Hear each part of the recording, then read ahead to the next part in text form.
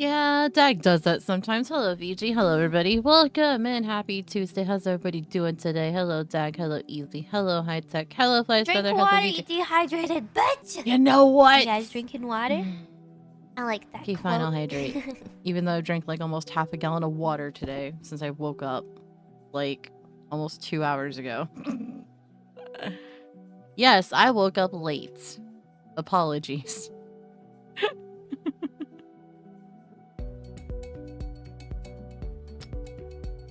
Everybody else better be hydrating in chat too.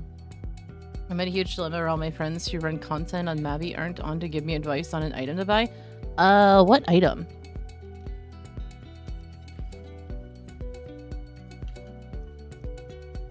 Just get vitamin C serum on my desk mat. I did! God damn it.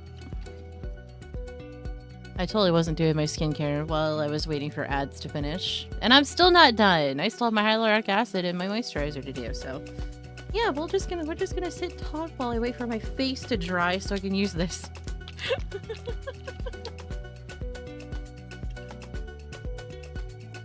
Alright, hang on. I had to take my glasses off, so give me just 1 second, VG.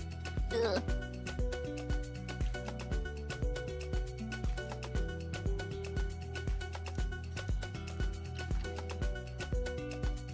Oh, wait. Commerce resets on Thursday, doesn't it? That means I have to do it tomorrow. I just remembered that, even though I know Viceman told me that already. Well, I just remembered. Oh, you DM'd me?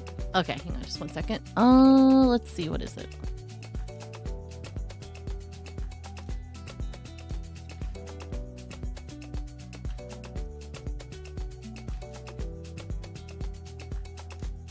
Oh. Oh, the demolition breaker bow?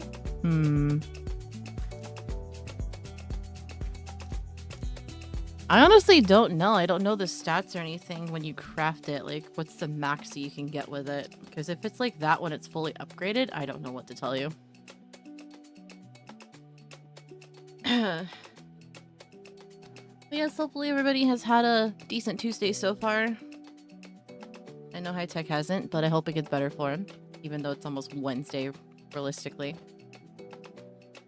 You forgot the Dan bonus math? Yeah, that's what I was thinking too, because I'm just like, I don't think that's worth 150 mil, because I don't know like the actual like max that you can get even with like Dan 3. That's why I was confused. I'm just like, wait a second, that doesn't look right.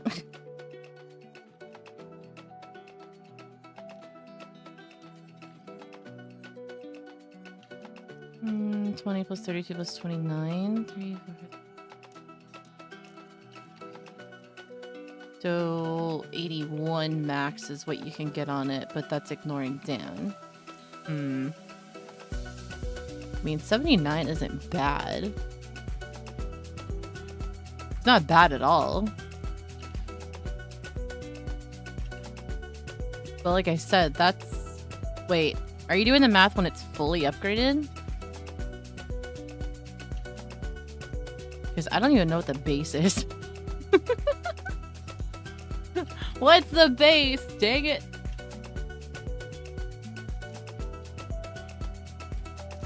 Base 10, god damn it. Okay, so the base is 20 to 32. Okay, so 20 to 32, 32 being max, so 29 is max upgrades.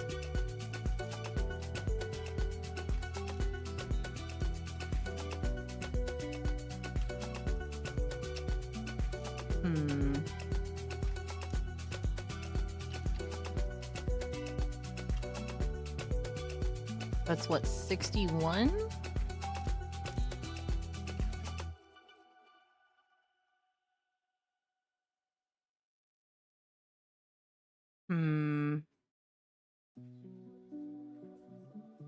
I honestly have no idea.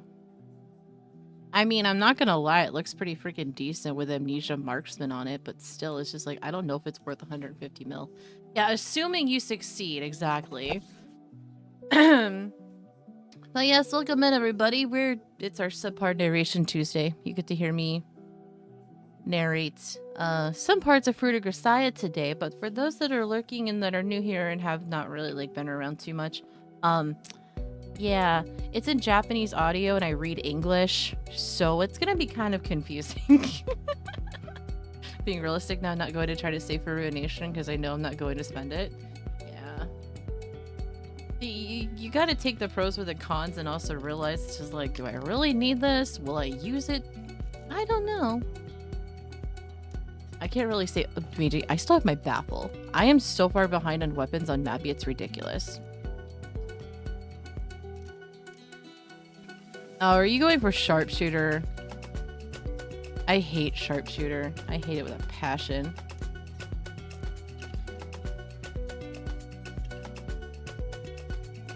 Nah, I can't. I'm only gonna stick with freaking like EK and Dark Diviner.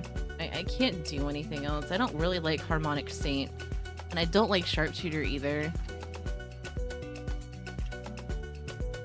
I mean, sure, it can be fun, but I chose range as my main for the longest time, like back when I first started playing Nabi, and I'm like, nope, not doing it anymore.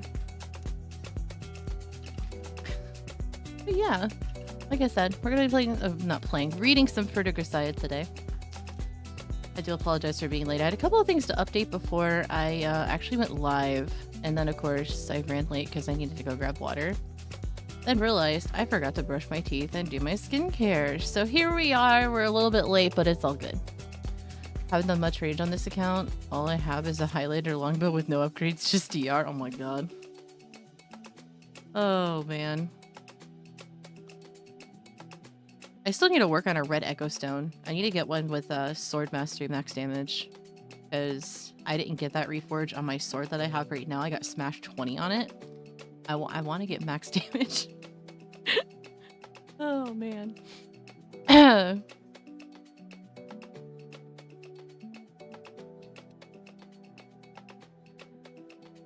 But they're so easy to get. It's so easy to get level 30s now, VG. The hell? You get like 5 max chances now per advanced.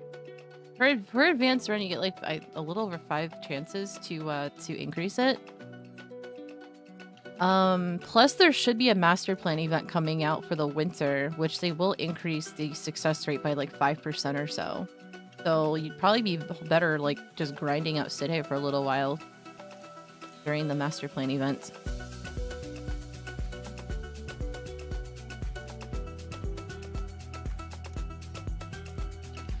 Are you kidding me? It's so easy to get them now. I ended up, like, when I came back, when they did the whole update thing with Echo Stones and stuff during the Master Plan event, I had 2 level... Well, actually, no. Yeah, I had 2 level 30 Echo Stones. I came back, and I started running Sidhe for funsies and getting my Echo Stone tab to not expire. And it was pretty fucking easy to get them to level 30. I mean, they give you more chances now. Plus, during the Master Plan event, like I said, they increased the success rates for it. So if you were to go into advanced specifically, I think the success rate up until a certain level is like 55% or so, or it might be higher, but it's pretty easy to get them now.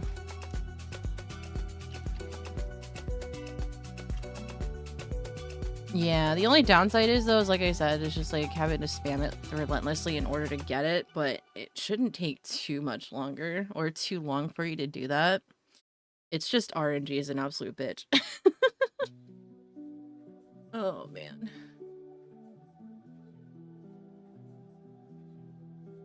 Ugh. But yeah, we're gonna be jumping back into more of Yumiko's story today. We did get a big, huge, like, chunk of her past with her family. And, yeah. Mother was in the hospital because she was mentally ill and was set for release, but ended up going back in after finding out that her father's an asshole, and had a tabloid released of them stating that, oh yeah, he's getting ready to file for divorce and marry his mistress, who he had a child with. And of course, before the end of stream last week, Yumiko found out that her father was treating her kindly because after her little brother passed away, she's basically, The only person left that he can really, like, give the company to or inherit from. And she's not happy about it. I gotta be honest, this narration seems less than average. I have no idea which character is even speaking. Oh my gosh, Ulo. Hi, Ulo. How are you doing? Sorry, I had my glasses off. I'm, like, trying to finish putting my moisturizer on. Has anybody else been experiencing, like, wonky weather recently? Like... Drink water, you dehydrated bitch! I will get it here in a drinking second, water? okay? I like that quote. Like, literally, over these last couple of weeks, it's like, one day, it's cold outside. Then the next, it's in the 70s. It's like that for 2 days, and then it goes back to being cold, and I'm over here like, weather, can you please just fucking stop? It is November. It should not be this warm. Just stop it. I like my hoodie weather. I don't like being warm, especially since it's not supposed to be warm this time of year. Please and thank you. Ease up on the fucking heat, please. I live in the northeast of the United States. It's not supposed to be this warm.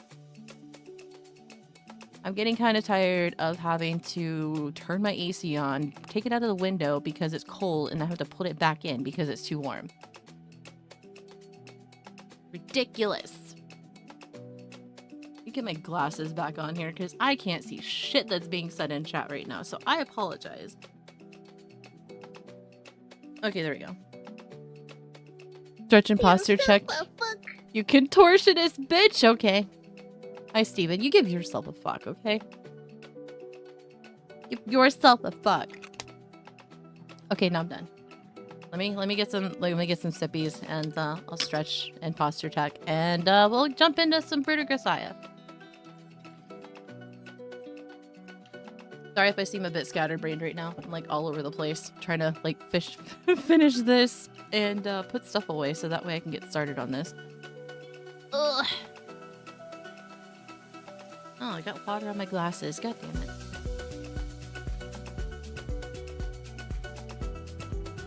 Okay, there we go.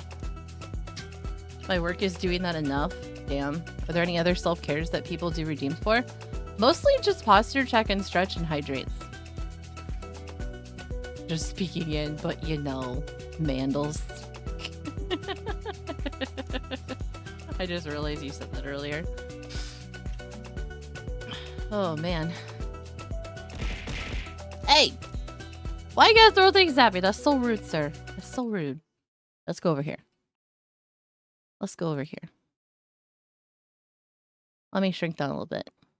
By a little bit, I mean a lot of bit, because I already know something is going to be said about that, so. Yeah. Don't mind my desktop background. I still need to change that. I've been wanting to change it for a while now, but I just haven't had I haven't had like any ideas as to what I want to change it to. There we go. It's warm, but I can still be cozy on stream. It's all good. Oh, hi, Simon. How are you? No, the people want to watch you play Dark's favorite game, Sins in the Forest. Oh, boy. Touch grass, you chlorophyll deficient bitch. I mean, what? Open the window, you carbon dioxide overexposed. God damn it. Oh my god. I can't with this right now. What the hell, Ulo? Let me see. Fruit Grisaia. I scrolled down way too far. There we go. Octave, what? What, Dag? What? Mandels, it's time to be nice to yourself and pull out a card. Okay, fine. At least it was Ulo that did it. I know exactly what to do. I'll shuffle once and then split the deck. We'll do that. How about that? I don't know. Have you? Have you covered the whole bitch sequence? Potato nuggets? You mean croquettes? I mean, what? I can't shuffle today, apparently. There's a lot of things I can't do today, apparently. Hash browns? No, but potato nuggets, wouldn't those not hash browns, it'd be wouldn't it be tater tots?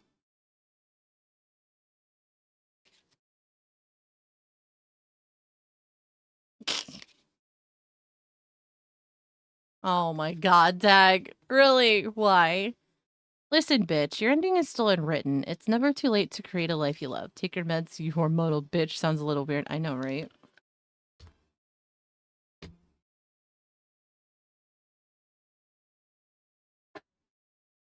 I mean, it's not wrong, but at the same time, it comes off as a little pretentious. So, I understand.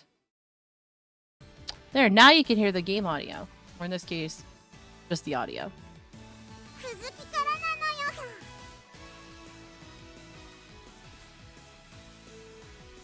On the other one, if anyone's hormones are a bitch, it's yours.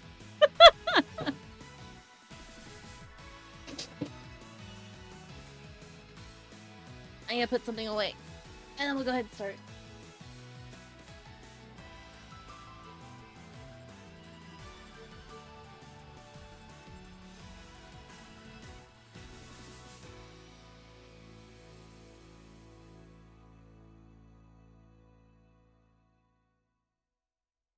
I totally did not just drop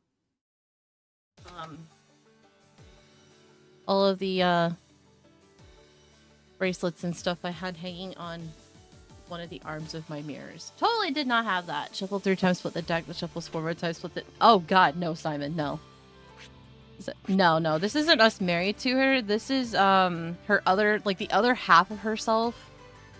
The original Michi wanted to fulfill her wish of being able to see her parents because, you know, she ended up in a medical coma because of like some sort of condition after an accident she had, and yeah, Michiu, the original Michiu ended up with a heart transplant because of her ongoing issues, and that personality seeped into hers, so that's why she ended up doing the whole like split thing. That's essentially her other half going to America to see her parents.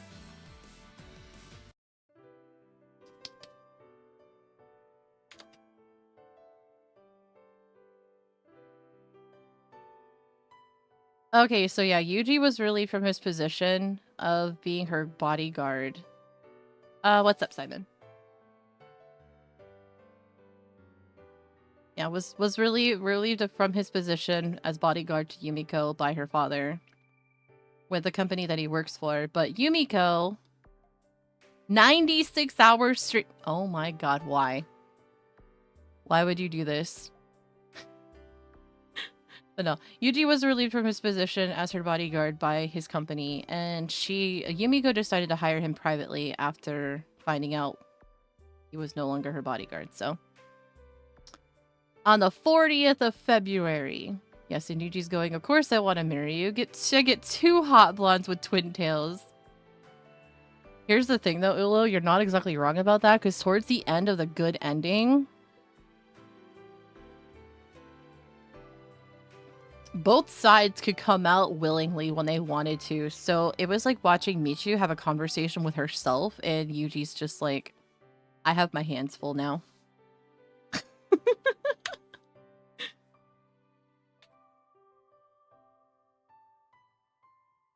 But 96 hour stream? I have to find new people to torment while my streamer boss is away. Oh my goodness. I should probably shrink down a little bit more and go off to the right a little bit. Okay, OBS, please. Okay, there we go. At least now you can see the text a little bit more. I mean, I could bring myself up a little bit more over here. There we go. Okay, that's better. Alright, let's go again. Remember, you're not subpar. You're an excellent golfer. I call bullshit. I can't golf to save my life. Tell that to my gym teachers from school. There we go. I'll turn that off for now. I do more harm than good when it comes to playing golf. I can't even hit the ball, but I can swing a golf club pretty well. I have a bit of a swing. Whoops. Okay, well, I guess before we start this, let me go ahead and take my vitamin D and my magnesium, so that way I do not forget. Don't stand near her. Yeah, you never want to stand near me with a golf club or with 10 tennis racket either. Or a badminton racket.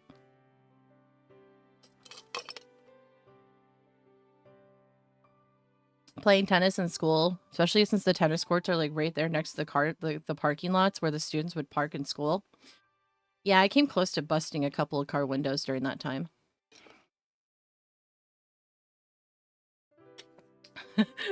Or with anything blunt, sharp, or otherwise tangible. Are you saying I'm just dangerous? Are you saying I'm dangerous there, high tech? That's rude. Just saying. Just joking. Yeah, I need to hide the dragon now too. Jesus. Alright, we're gonna hide chaos for the day. There we go. We'll keep it simple. I don't have much to offer Sakaki right now. A simple promise is the best I can do. Hopefully that's enough to provide some reassurance. The past can't be taken back no matter how hard you try. That's a lesson I myself learned all too well. All the more reason she has to value her present. God damn it, fine, I'll move it. Here, we'll put him there. How about that? Blink twice if you're in danger. He's not in danger at all, I swear. All the more reason she has to value her present.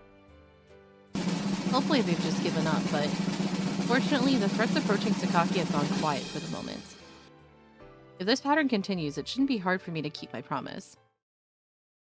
You say that, Yuji. You say that, but will it be true? Wow. And a few days later, in an echo of Sakaki's past, the hopeful present abruptly takes a sharp turn for the worse. I need to move my mic. There we go. Oh, they're back, huh?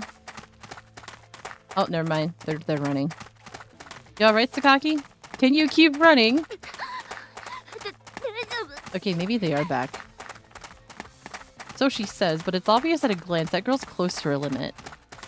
Harsh gasps for air interrupt the feeble words coming out of her mouth. Damn it, they caught me napping. Oh my goodness. You show the court where she hit you with the golf club? Oh my god. Seemingly taking my words of regret as their cue, a number of men swiftly surround us. Protecting Sakaki behind my back, I confront a semicircle of attackers. This sort of scene has certainly been common enough over the last month. But this time, our opposition is in an entirely different league. Was this what they were aiming for all along? Maybe. They stopped a car above the riverbank and came down on us suddenly. Up until that point, it was the same as usual. But as my master once told me, relying on precedent is a dangerous game. Always think outside the range of your predictions. A lesson, it seems, I didn't learn nearly well enough. As I readied myself for another simple one-by-one attack, the first 3 men out of the car charged at me simultaneously. What? Caught by surprise, I faltered for just a moment. They seized their chance. Drink water, you dehydrated bitch! You guys drinking water? I like that quote. I'm going to hurt you.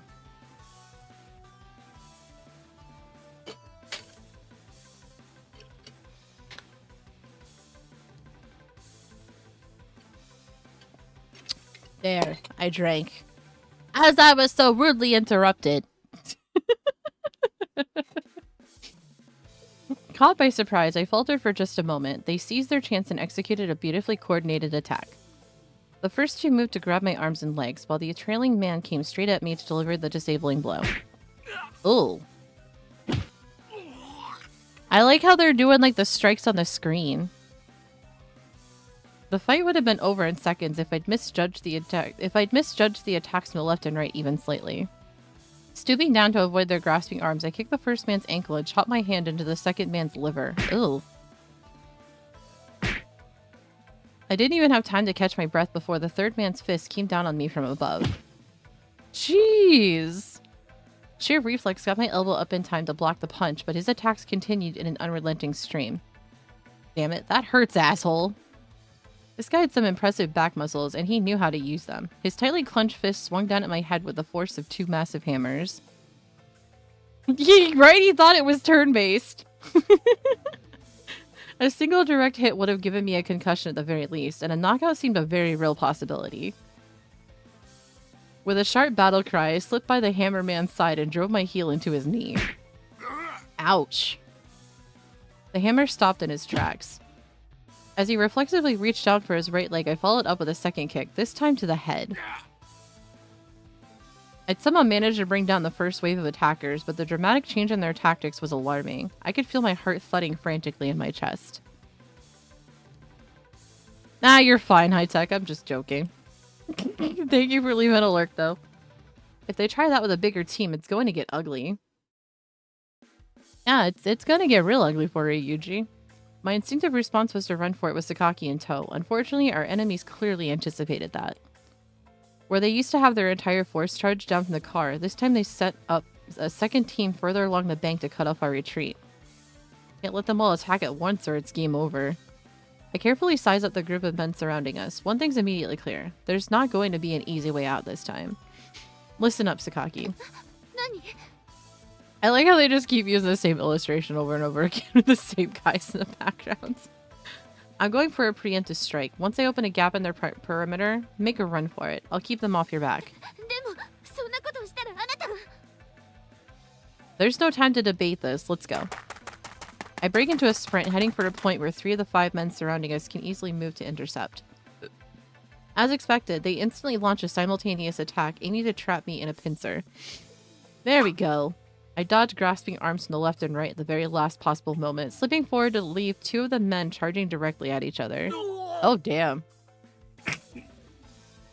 The pair of dark-suited men jerk to an unsteady halt like a pair of outfielders chasing the same fly ball. Seizing the moment, I grab them by the legs and flip them off their feet. Ooh.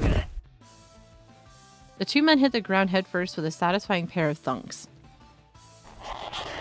Before I can even confirm they're staying down, their buddies got a sleeper chokehold on me from behind. God damn, they really stepped up with this, didn't they? Last time they were just stupid. Oh, poor Yuji.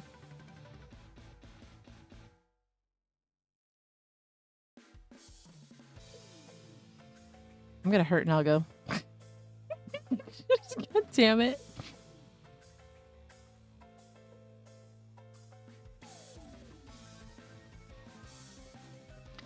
But I'd seen this coming from the moment he started circling around behind me. I bend back into the hole, then strain my abdominal muscles and swing my body sharply forward.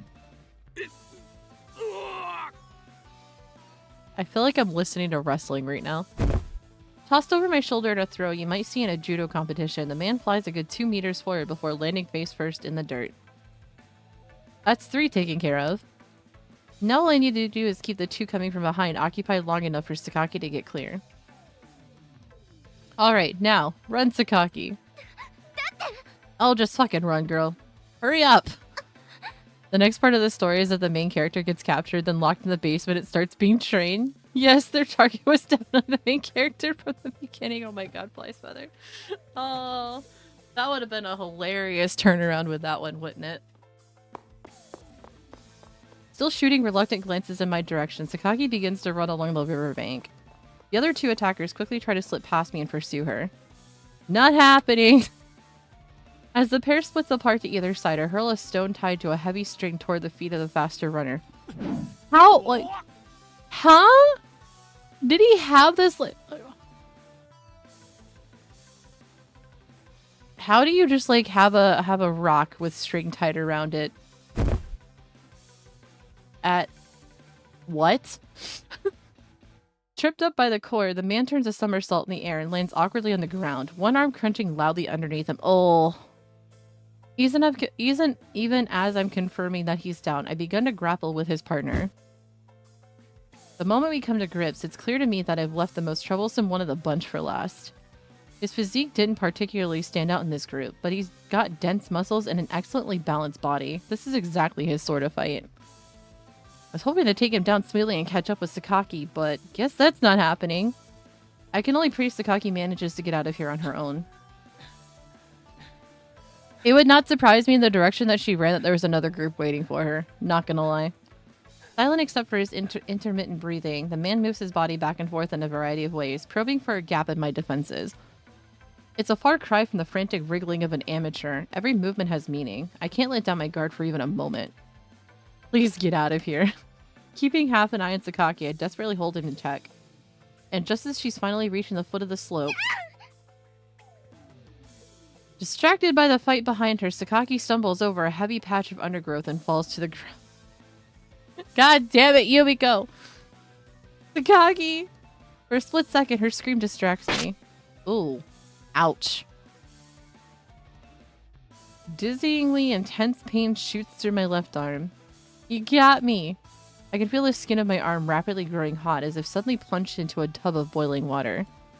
A small glinting silver knife sticks straight out of my forearm like some absurd work of modern art. My grip on the man weakens against my will.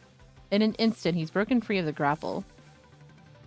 The corners of his mouth curl up in something vaguely resembling a smile as he turns his attention to Sakaki. So he got stabbed in the arm. Gotcha. I need to fix my webcam. There we go.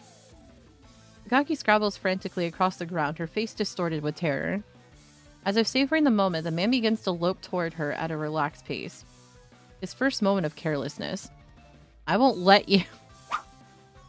God, he's so headstrong. With one sharp yank, I tear the knife out of my arm, then hurl it at the man's ankle. Ouch! Oh, my ankle hurts just thinking about that. The man collapses onto the ground and reaches down for his wounded leg. Before he can get his hands around the knife, I straddle him and smash a fist into his solar plexus. Oh my god, this fucking fight is ridiculous. Gas or juice spraying from his mouth, the man loses consciousness.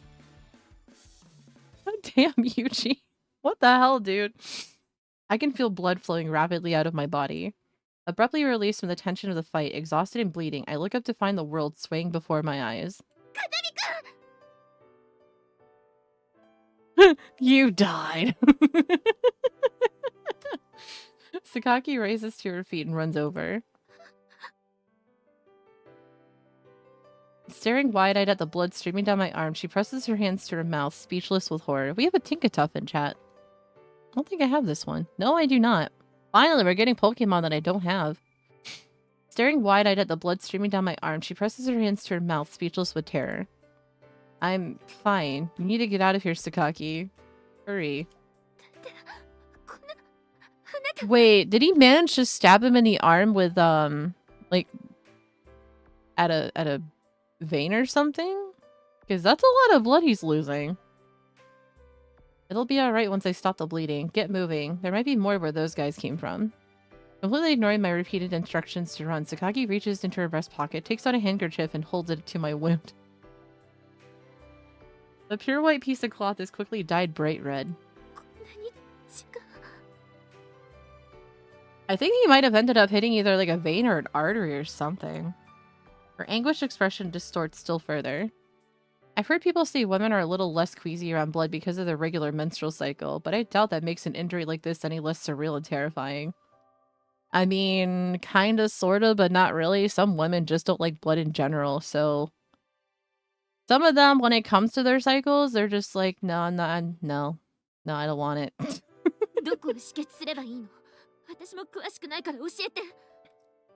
I mean...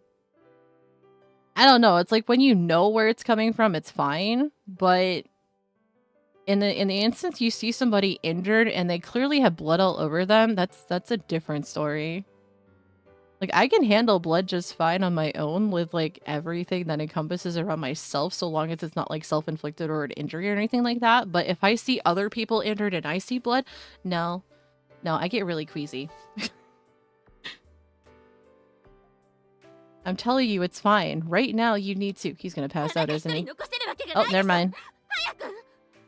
Never mind. Sakaki's face is filled with uncharacteristically raw and obvious emotion.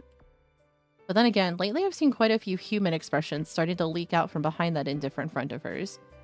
In any case, there's no point letting this circular argument drag on forever. We're just wasting time at this point. Fine, tie it tightly just under the elbow. A tourniquet! Sorry about the handkerchief, but keep it over the wound itself for now. There should be bandages in my bag. Can you wrap one over the entire area? Appreciate it. With my guidance, Sakaki performs some rudimentary first aid. Soon I'm back on my feet. The blood loss has left me more than a little lightheaded, but we nonetheless hurry along the road home as quickly as possible. Why are you not going to an emergency room? Hello, you got stabbed in the freaking arm. After all, there's no telling what else those people might have planned. The old rules clearly no longer apply. Takaki hasn't spoken a word, most likely out of concern for me. It's painfully obvious that she's worried, but that only makes this feel even worse. Pathetic. What kind of bodyguard makes the client worry about them? The ones that are human and injuries will still happen regardless? For the moment, I've got to get us back to safe ground and plan some immediate countermeasures. Their tactics have changed on a fundamental level. We can't get away with the usual routine anymore. Across from the red glow of the setting sun, a flock of black rain clouds push threateningly into the sky as if to reinforce the looming threat. Looks like it's going to be another rainy night. そうか。傷は負わせることに成功したんだな。 This guy. I can't stand him, even knowing his past now. ああ、やむを得ん状況ならば殺しても構わん。由美子が暴れるようなら無理にでも車に押し込めて連れてこい。いいな。 Bruh. Why? 邪魔はさせん。私は私のやりたいようにやるのだ。私の言うことを聞け、由美子。 How about no? おかえ Uh-oh. ちょっと Uh-oh. Understandably, it doesn't take long for Amane to notice that something's wrong. Practically the moment we're inside the dorm, her shocked voice attracts the attention of everyone lounging around in the lobby. As they run up, the blood seems to drain from their faces. これどうしたのよさお兄ちゃん包帯が真っ赤です血で何事故とかそれとも何かあったのねえ The lazy summer evening quickly gives way to a borderline panic. とりあえず病院へ連絡した方がいいそれとも連れて行こうか No, there are some complicated circumstances, so I'd prefer not to make too much of a scene. A little treatment here should be enough. Sachi?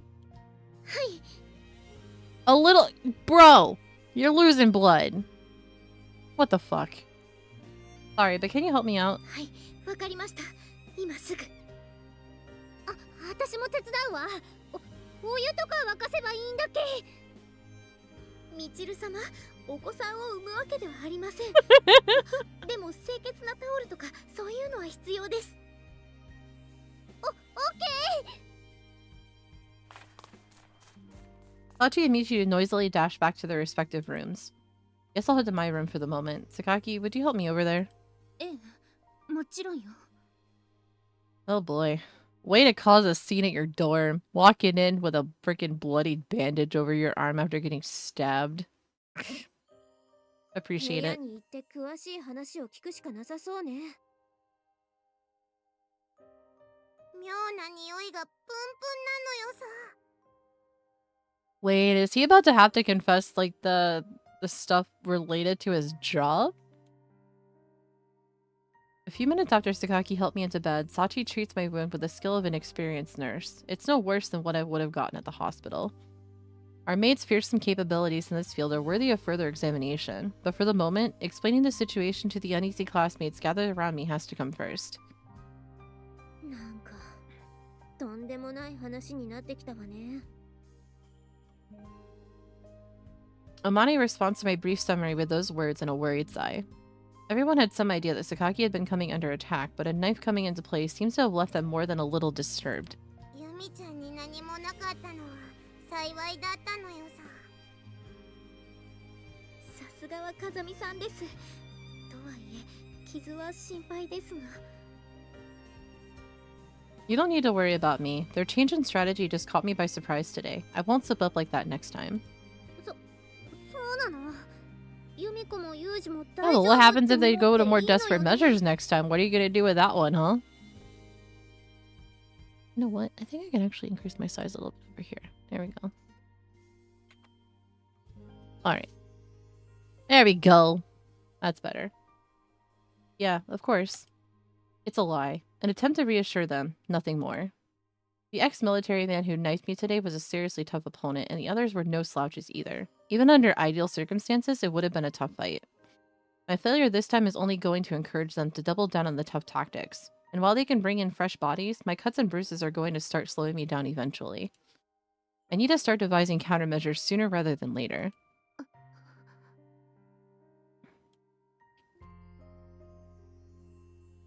Sakaki's been very quiet for a while now. Her face is distinctly downcast. It's not like she's the one who stabbed me, but since she's been known to try on occasion, it's probably better not to joke about that.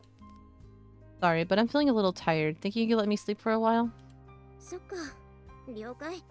じゃあ私らは退散する I わ mean, ね。 I'd be tired too if I lost that amount of blood. Even Amane doesn't seem eager to throw the usual banter around. Understandable under the circumstances. Sakaki, I'm sure today was a little nerve-wracking for you. Being alone might be frightening right now, so why don't you sleep over in someone else's room? Sorry, Sachi, but would you mind? はい、わかりました。榊さん、行きましょう。わかったわ。 Man, I feel bad for her. Let me know immediately if you notice anything suspicious. They haven't tried anything on school grounds so far, but there's no telling what comes next. はい。 I know what comes next, or at least that's what I'm assuming how it's gonna go. Sakaki barely said a word right up until the moment Sachi hustled her out of the room. That weighs on my mind a little, but even as I try to think it over, I feel myself sinking slowly into unconsciousness. As I sleep, I dream of Sakaki. I see her as a young girl standing very still in absolute darkness, sobbing endlessly. When I approach, her appearance changes to the young woman I know. But the tears don't stop flowing down her face. No matter what I say to her, Sakaki stands oblivious in the darkness, crying bitter tears. Sakaki? The moment I wake up, I notice an odd sensation enveloping my left hand. The darkened room is silent, but I sense someone's presence nearby. It almost feels like a continuation of the dream, but when I move my eyes to the side, the truth becomes clear. Aww. Sakaki. God damn it, Sakaki. I'm sure Sachi ushered her out of the room. She should be sleeping by now. Instead, she's sitting at my side. ごめんなさい。起こしてしまったかしら。 It's alright, I got some sleep. Have you been sitting here all this time? She answers with a quiet nod. どうしても心配だったから。小峰さんの部屋に着いてすぐ戻ってきてしまったの。で、ずっと握ってる。ごめんなさい。 The strange warmth surrounding my left wrist was coming from Sakaki's hands. I don't really mind. そう。 Sakaki's downturned eyes briefly steal a glance at my face. They're a little bloodshot, and I can see a hint of red in her cheeks. Seems that dream just now might have been accurate in a way. 本当に。 I don't know why she's apologizing. God damn it, it's not your fault. Stroking my hand a little, she speaks in a sincerely apologetic tone. Nothing to worry yourself over. When you're on guard duty, that sort of thing's always a possibility. Let's just be thankful no one ended up in the hospital. I mean, you should have been in the hospital, my guy. From the look on her face, I can tell Sakaki isn't remotely convinced by this line of argument. Look, it's nothing you need to feel guilty about. I accepted your request, so I'll put my body on the line when necessary. Even if I get a little banged up, as long as you're safe, that's a success. 成功なわけないでしょ。何を言ってるの。 Oh, damn. All of a sudden, her quiet voice grows rough and quavery. 何を言ってるのよ。本当に。こんな怪我し。成功なんて。 Seems I chose my words somewhat poorly. Sakaki's reached the end of her endurance. Tears, clearly not the first she's shed tonight, fall into my bandaged hand. Sakaki. Oh, this poor girl. ごめんなさい。私、この間から、あなたに情けない姿ばかりを。 The quiet crying begins to grow in intensity. Grasping my palm tightly, Sakaki heaves with sobs like a frightened child, teardrops raining from her face. Her voice echoes loudly inside the otherwise hushed room. From outside the window, I can hear the faint sound of water cutting through the air. Welcome back, high-tech. Come to think of it, the forecast today called for rain a little after midnight. It's exactly the sort of dark, ugly rain Sakaki hates so much. 怖いのよ。怖くて仕方ないの。 After a few minutes of wordless crying, the words slip out of her mouth. Of what? 私のために周囲の人がこんな目に遭うのが本当に怖くて嫌で仕方ないのよ。このままだと風見くんも寮の子たちだって私のせいで嫌な目に遭わせてしまうかもしれない。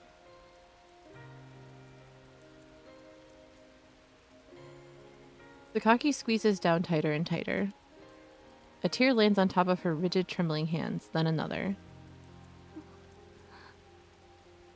もうあんなことは Drink water, you dehydrated bitch! You guys drinking water? I literally like picked that up my quote. bottle of water to drink, but I'll take some extra sips.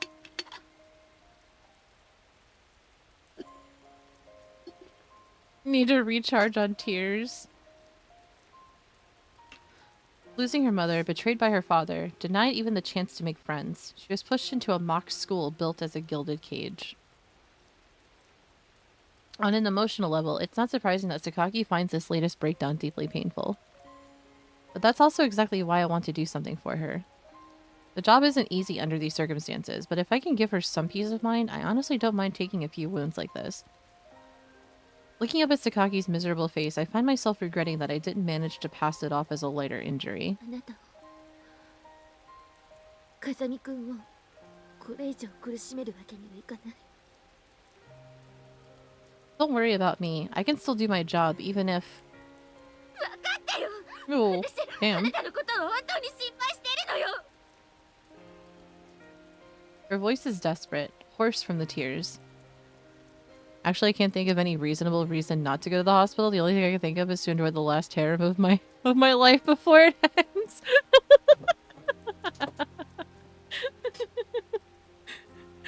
He should have just gone to the emergency room. There's a wild Bergmite in chat too, by the way. I can't remember the last time I felt such powerful hatred for my own incompetence. Complete silence settles over the room. Sakaki's eyes don't leave mine. With a sorrowful expression on her face, she opens her mouth and speaks sorrowful words. あなたを解雇します。 Oh, please. You think that's gonna stop him knowing what's going on now? You think that's gonna do anything for Yumiko? Really? What was that? For a moment, I wonder if I've misheard. But she doesn't hesitate to confirm my fears. 依頼だからなのよね。私を守ってくれるのは。だからあなたを解雇します。 Who's clearing the queue? God damn it. What are you saying? You saw those people today. Without me around, the next time they'll definitely... 構わないわ。それであなたや寮のみんなが無事なら。 To be certain, although they attacked me today, their target is Sakaki alone. If I leave her side, the main threat disappears. Those dangerous goons will probably decrease in number, maybe even disappear altogether. But of course, that's simply because they'll be able to accomplish their objective even without the muscle. I swore I'd protect Sakaki. After making a promise like that, I can't accept a request to abandon her. Sorry, but you're still in danger. I'm not willing to shrug my shoulders and walk away. I refuse to resign. ダメよ。強制的にでも破棄するわ。 Fine then, we'll do it for free! Do you know what you're saying here? These people aren't playing around anymore. You're going to... 分かってちょうだい。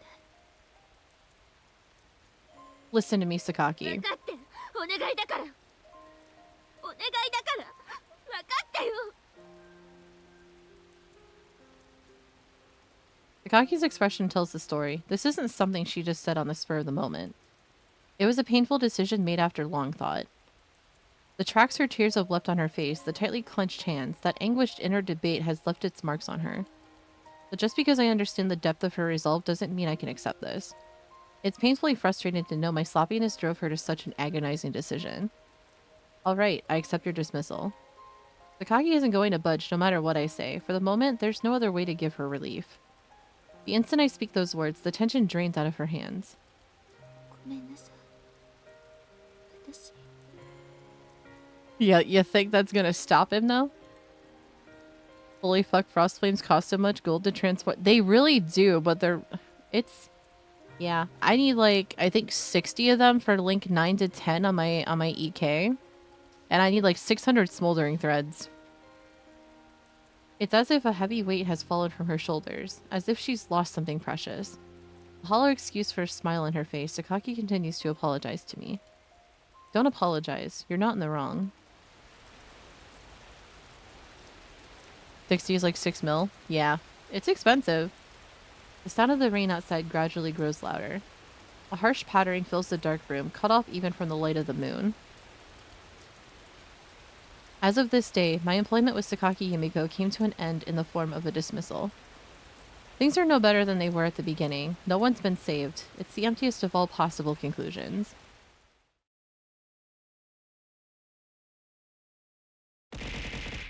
Dang it! My contract with Sakaki is at an end. I'm no longer obligated to guard her.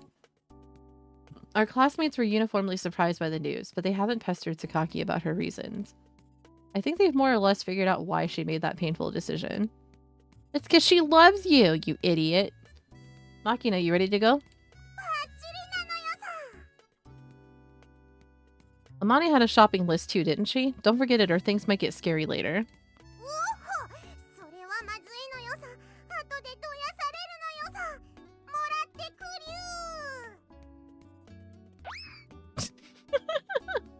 Okay, kid, you're just off character now. Don't tally-ho me. Makina? Her feet pattering noisily against the carpet, Makina heads up to Amane's room. On the other side of the lobby, Sachi stooping slightly in the attentive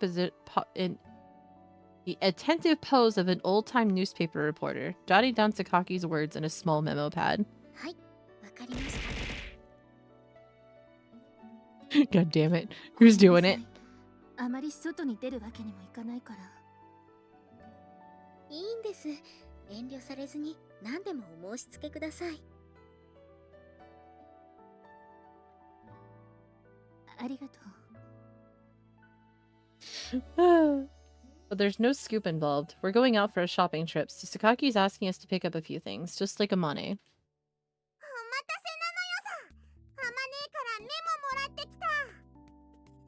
じゃあ、風見さん、行きましょうか。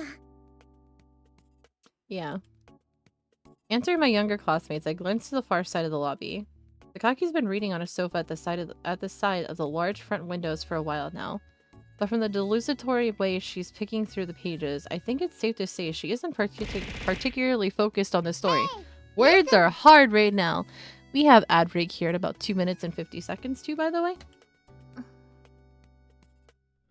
Well, this is awkward between the two of them now. She glances up from the page briefly. Our eyes meet from across the room.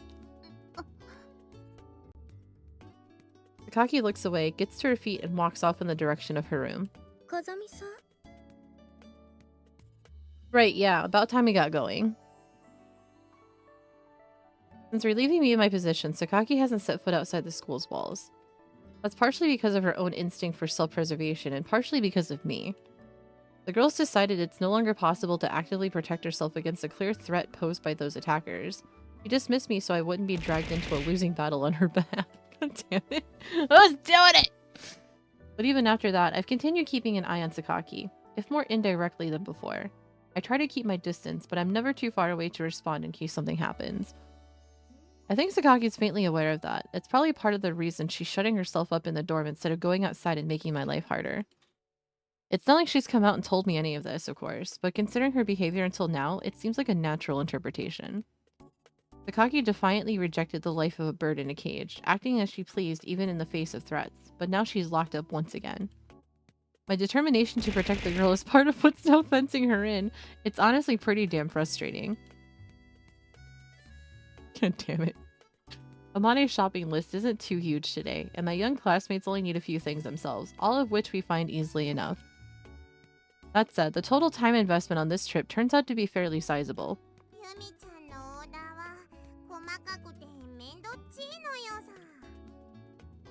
Sakaki's shopping list reflects her personality. It's neatly and methodically written, even naming specific manufacturers and product numbers.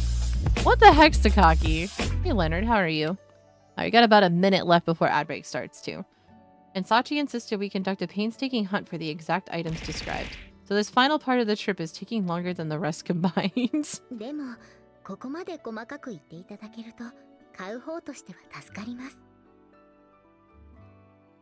Sachi smiles peacefully, allowing the eco-friendly reusable shopping bags dangling from her hands to sway back and forth.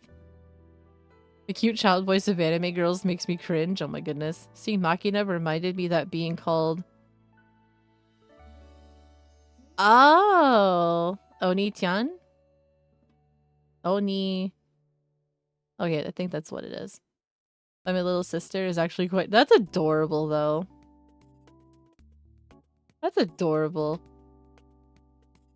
Who's doing it?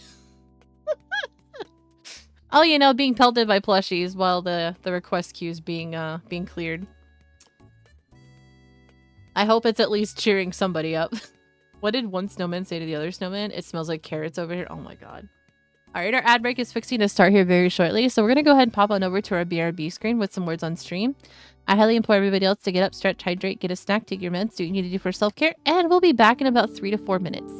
Enjoy some words on stream while we're running ad break.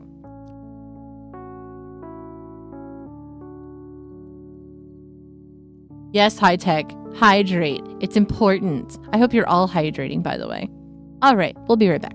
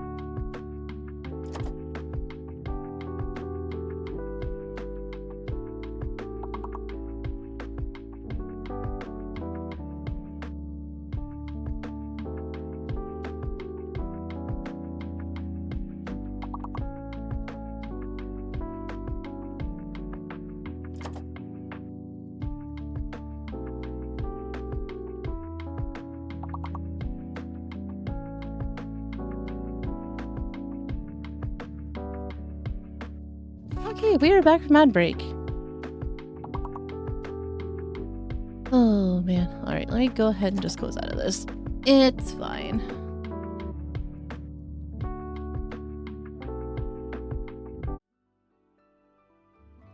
Alright. Back to more trauma bonding. I mean, what? Sachi smiles peacefully, allowing the eco-friendly reusable shopping bags dangling from her hands to sway back and forth. Naturally, she brought enough of those things for all of us. Not that it's anything new, but you're sure on top of things, Sachi. はい、備えあれば憂いなしと申しますから、すべてにおいて通じる言葉です。Yeah, true enough. They love that cliche in my workplace too. 避妊用品も常に持ち合わせていれば Machina just looks so defeated right now. と思った際にも Did my 慌てず webcam に済 freeze? みま It すよ did. ね。つまりはそういうことです。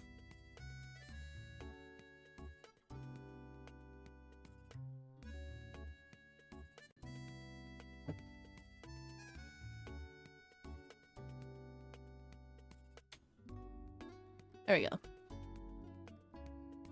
Oh, we have Frigid Backs in chat. I think that's how it's pronounced. I don't know. I am horrible with Pokemon names, so I apologize for butchering that.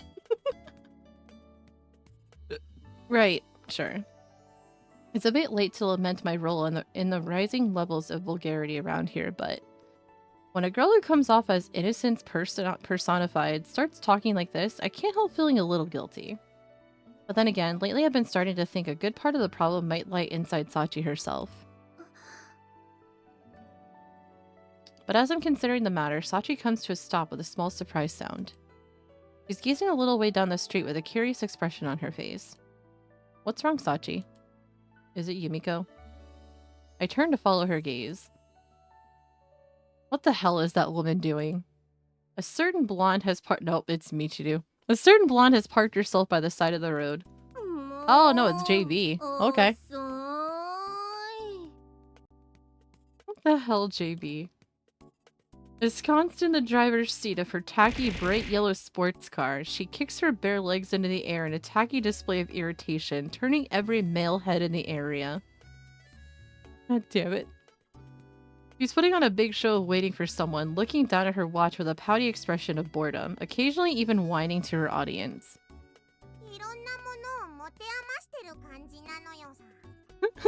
Machina? An accurate evaluation. As I bring a hand to my forehead and sigh heavily, the bare-legged blonde in question turns in our direction. Hi! God damn it, JB, why do you do this? Yeah, it was clear! And with a greeting more appropriate for a co-ed hitchhiker stranded in the Utah desert, she favors me with a nauseatingly sweet smile. Alright, let's go. No reason to hang around here all day. Studiously avoiding eye contact, I attempt to play dumb.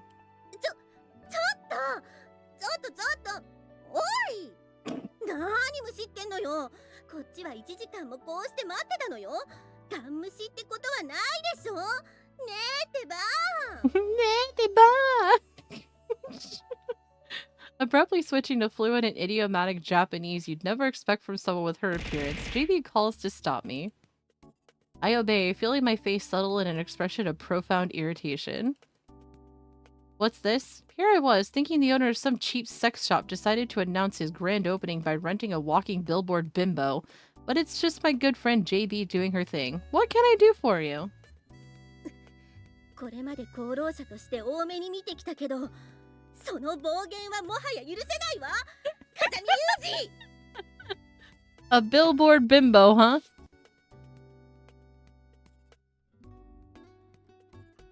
Oh, man. Look, JB, I'm not particularly criticizing you. I have the greatest respect for your professional capabilities. All I'm saying is, given your age, it might be time to quit this hobby of wandering around town in clueless foreigner mode while dirty old men undress you with their eyes. No offense intended. あんた絶対に次の移動でアフガンかソマリアに飛ばしてやるから覚悟してきなさいよね。Damn. That might be a nice change of pace. I'm currently unemployed, you see. Really makes you realize the importance of having a nice steady job. は？何言ってるの？あなた今。Halfway through the sentence, JB bites her tongue. Sachi and Maki are at my side, and we're in the middle of a public street full of random civilians. Not exactly the time or place to discuss my job. 学生なのに無職とは面白いご身分ね。A little late for that one, is it? Well, I suppose not. That's why I'm enjoying a lazy summer vacation instead of polishing my resume. ねえ、ちょっと話があるんだけど、これから少し付き合わない？ What? Right now? ええ、すぐに。Oh, hi, Queen. How are you? Sounds like another troublesome discussion awaits. As my voice cracks. Baby still got a lighthearted expression on her face, but she spoke those words just now in a familiar deadpan tone of voice. How you doing, Queen? From years of experience, I know it means this is somehow related to work. Sorry, but would you two mind going back first? Oh my god, hi, Ben.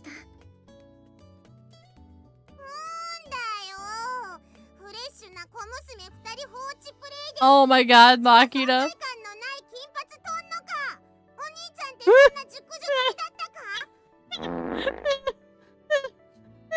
You ditching two fresh young lasses to latch onto some forgettable blonde? Oh my god. My back hurts, I feel old. I already see myself saying in my days. Oh my god, Leonard, what the hell? How you doing, Ben? I'm doing alright though. Just a bit tired today, but I'll get over it.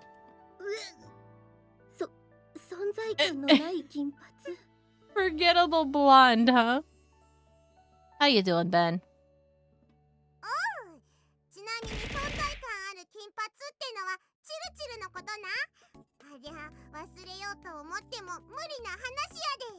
They have great dedicate. Oh my god, Leonard.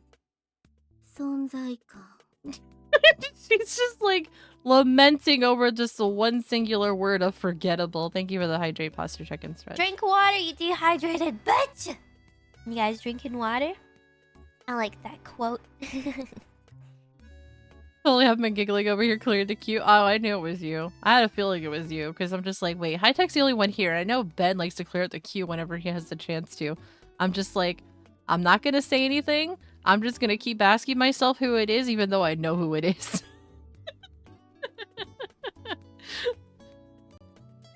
Interesting how that part bothers you more than the mature women crack. Asking for hot sauce? Okay, oh god, no. Why? Hi, Easy. How are you?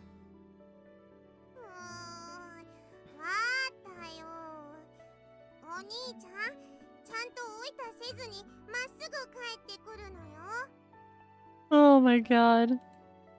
Never thought Makina would be the one saying that to me. The times are truly changing.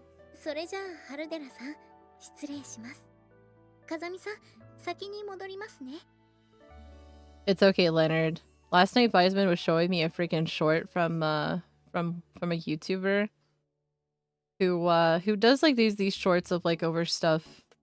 It's like random everyday stuff and like certain things that he finds on the internet, like fast food and stuff like that.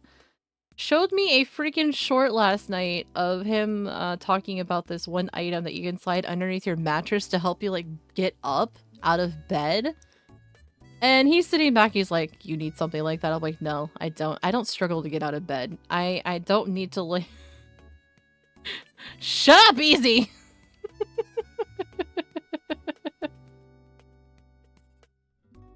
Please, guys, I just got Kurtos? Is it Kurtos or Kurtos? You're jackass, Easy. But you know what? I still like you, okay? You give me a lot of shit and I give you a lot of shit. That's just how it works, right?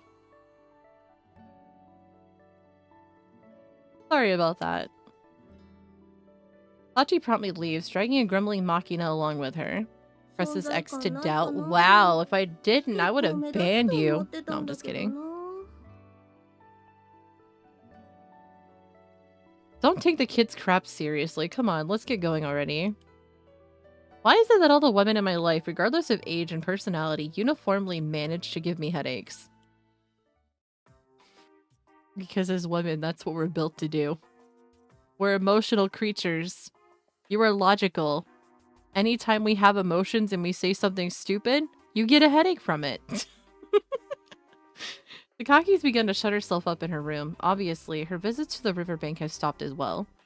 After a few minutes zipping down country roads in JB's ridiculously flashy car, the two of us take a seat near the otherwise deserted area where the incidents occurred. そう。やっぱり個人的に護衛を頼まれていたのね。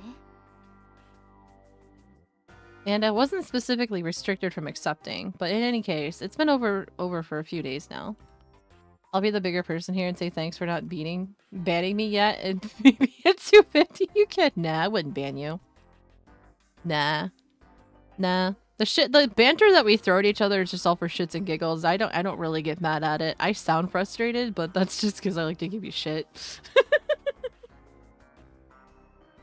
Sometimes improperly rendered it. Oh, gotcha. I mean, yeah, Ben would do it. That's just how Ben cannot quit. Your request has been denied.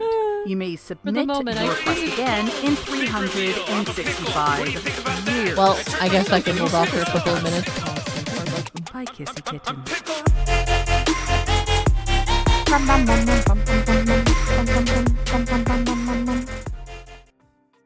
That freaking twerk emote, my god.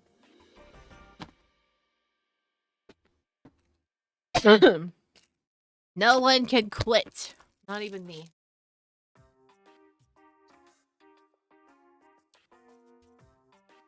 For the moment, I explain the details of my recent unemployment to JB. I'd expected her to be a little more surprised about Sakaki's request and my decision to accept it, but she doesn't even bat an eyelid. Kind of kills my momentum. I suppose JB may have done a little investigation on her own as part of this whole thing with Sakaki's father. ほら、お弁当作ってきたのよ。食べる？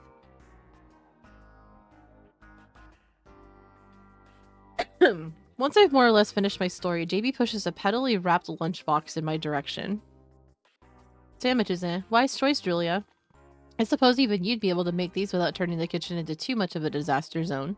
Welcome back, high-tech. The weirdly girlish packaging is also a little painful to look at, but I decided best to keep that particular thought to myself. あのね、ユージ。あれから私だって多少は料理も上達した。って食べる前に一言ぐらい言ってから食べなさいよ。 My lucky day, a bear is in the city center, and I can't go home. Hope the police take it outside of the city. What? I'm confused.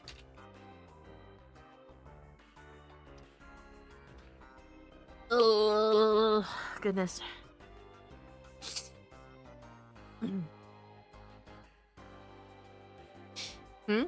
I did say something. Didn't you hear me? もう。 Why the exasperation? I'll apologize if I did something wrong. もういいわよ。食べながらでいいから、ちょっと話を聞きなさい。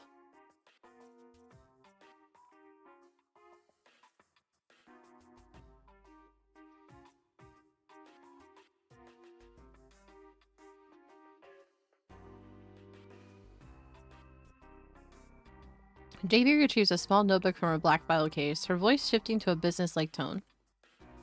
As directed, I listened carefully while chewing away at her egg sandwiches. 先日、市ヶ谷の本家で人事異動があったのは知ってるわね。 Yeah, they sent a message around. The chief of staff resigned and they appointed a successor, right? いつもの勢力争いの結果だけどね。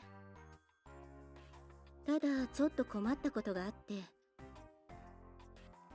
後任となった門間陸将補は国交省と強いパイプを持っている人間で、主に施設関連の財界人と深い交流を持っていた。Oh, that's conflicting. Oh? 陸将補は早速こちらに接触してきたわ。異例なのよね。お偉方が就任早々、私たちみたいな下々のことに気をかける。何か理由がない限り、そんなことはありえない。一体なぜかしらね。This is JB, Julia, aka Julia. It's Yuji's boss. To deliver some instructions about the situation with Sakaki's father, I'd imagine. East Beach lacked direct influence over our company, but now they've got a way to pressure us. Maybe even give us marching orders. 正解かどうかは私の立場からは言えないわね。Oh, okay. I misunderstood because there was like a bit of like mismatch with words. That's why I misunderstood. My bad. Mayor's in the city center close to my bus station and the police car is trying to get to move away. Probably did not say. Okay, okay. ただ陸将補からは風見雄二には別の塀の中に入ってもらった方がいいのではという話も出ていたわ。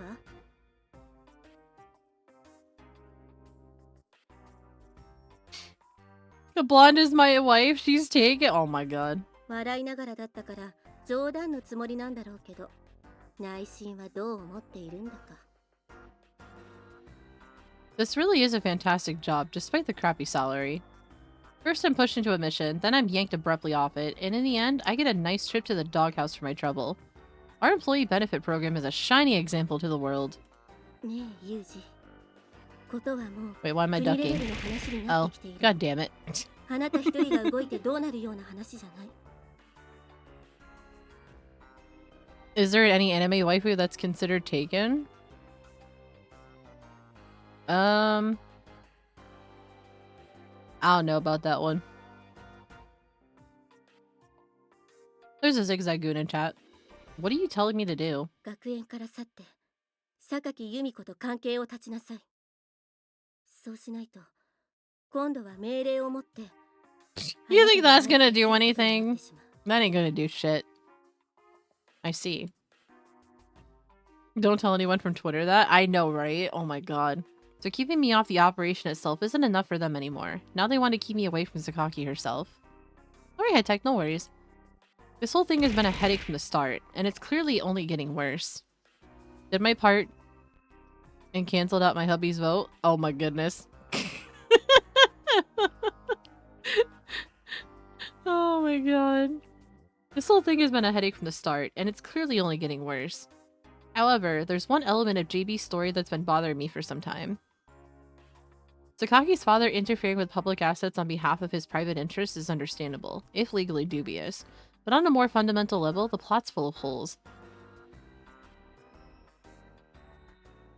Yeah, we're not talking or discussing politics here. Oh, for fuck's sake. I hate it. God damn it, nostalgia. Alright, do I have the wheel on here? I don't think I do. Oh, wait, I do. Damn. I'm sad now. What do I get?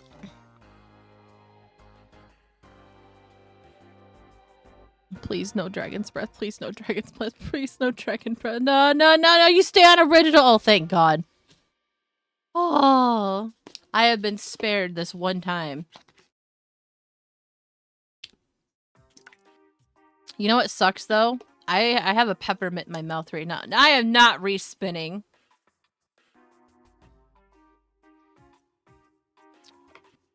Well, I mean, I'm a streamer. I'm on Twitter. It's just I try to ignore it as much as possible. I'm on a lot of more freaking social media platforms. Let's see, I'm on Twitter. I'm on Blue Sky, TikTok, YouTube, Twitch.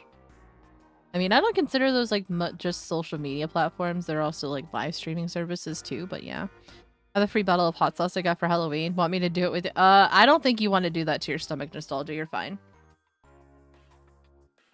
A socials command? I do have a socials command.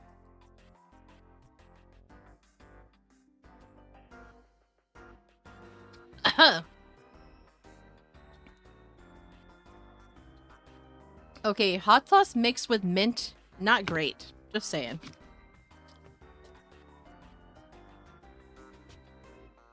I had a peppermint in my mouth. I'll take Red Ben's sword now.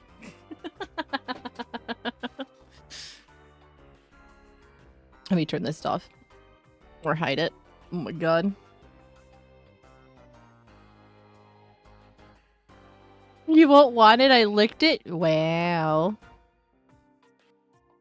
But no, for those that don't want to follow me anywhere else outside of Twitch, my Beacons link is up there above with the socials command that was just posted in chat. Not obligatory, but much appreciated. You think a little lubrication bothers me? It really doesn't. It's nostalgia after all. She's a nurse. Follow me on Mabby. Why? Why would you want to do that? God damn it, BG. There's also a Discord server if you want to join too. Exclamation point Discord and chat. You have to be 18 plus, so you have to wait 10 minutes after you verify yourself once you accept the rules. To learn how to commerce? Easy. It's easy. The vague initial orders, the lack of support, the artificial abduction attempts, and the obvious radical change after Sakaki Yumiko hired me. Under a certain hypothesis, these contradictions all begin to make sense. Hey JB, there's one thing I want to ask you. 何よ。 Up until now, I assumed Sakaki's father had learned about a threat to his daughter's safety, and was taking a variety of measures to protect her. ええ、そうよ。それが何か。 But considering all the events up until now, the relationships within the Sakaki family, and this odd pressure from the chief of staff, I've started to think that the real threat to Sakaki Yumiko may be her own father. Any thoughts on that hypothesis? Oh, here we go. It had been in the back of my mind all along. If Sakaki Michiaki's objective was simply to protect his daughter, inducing Ichigaya to take me off the job despite my success would make very little sense. But if the man's goals are exactly the opposite, things start to fall into place. He was probably trying to intimidate his daughter at first, and I was deployed to serve as some sort of a prop in that play. The attackers' constant complaints about what they signed up for might have referred to a scripted scenario handed down from their employer. In any case, at the present moment, the identity and goal of Sakaki Yumiko's enemy appears very clear. Her father's the one trying to abduct her. Isn't that right, JB? Her face hard and expressionless, JB quietly casts her eyes down. She has so many tells. That's more than enough of an answer for me. 私が答えられないと分かっていて聞いているのでしょ。 Of course, that's how he gets his confirmation. He goes silent, he knows the answers. Sorry, Julia. もう JB has her own position to consider. Middle management in my company means dealing with highly confidential matters. I can't even guess how many secrets she's obligated to keep. And JB is the very model of an uber-professional German with a deeply ingrained reverence for playing by the rules. Nonetheless, I'm constantly using personal emotions and our shared history with my master to try and pry information out of her. I mean, you know, you gotta seek out your sources somehow, and especially if it's a direct source, I'd be doing the same thing too. I'm probably going straight to hell based on my treatment of women alone. Well, not that I have the slightest qualifications for heaven in any other respect. God damn it, Ben! I'm worried about Sakaki. Think I'll be getting back to the dorm now. 本当にいいの？このままで。 I'm going to be in danger if I continue interfering in the Sakaki family squabble. And from what JB's told me about Ichigaya's internal situation, there's a real chance my own people might end up trying to kill me. Sakaki's alone. If I leave, she'll lose what little she has left. Now that I've learned about Sakaki's past, closing my eyes and abandoning her is no longer an option. The girl spent her whole life profoundly isolated, and now, yet again, a group of self-centered adults are trying to tear her life apart. Although she cut herself off from others as a means of self-defense, somewhere deep down Sakaki's still desperately hoping to be rescued. I don't know if I can save her, but if my interference can create a positive change in her life, I'm going to keep interfering. I owe that much to the woman who pulled me free of the same dark swamp Sakaki's trapped in. ねえ、ユージ。 What? あなた、ひょっとして、ユミコのことが好きなの？ Oh boy, here we go. Why is it that women always go straight for the romantic explanation? You're no better than those leering gossips in the dorm. 違うって言い切れる？ At the very least, that's not what this is about. Probably something closer to sympathy. I don't know. Sympathy can turn into love if you let it there, Yuji. そうね。 I mean, you have with the last 4 girls, so, you know. JB responds in an ambiguous tone that suggests she's only half convinced. 市ヶ谷を含め、監視は厳しくなるわよ。場合によっては、国に歯向かうようなことにもなりかねないわ。 Suppose so. もう一度、ちゃんと考えて。ユージ、あなた自身のこともね。Her voice seemed a little lonely at the end. That loud-ass car, I swear.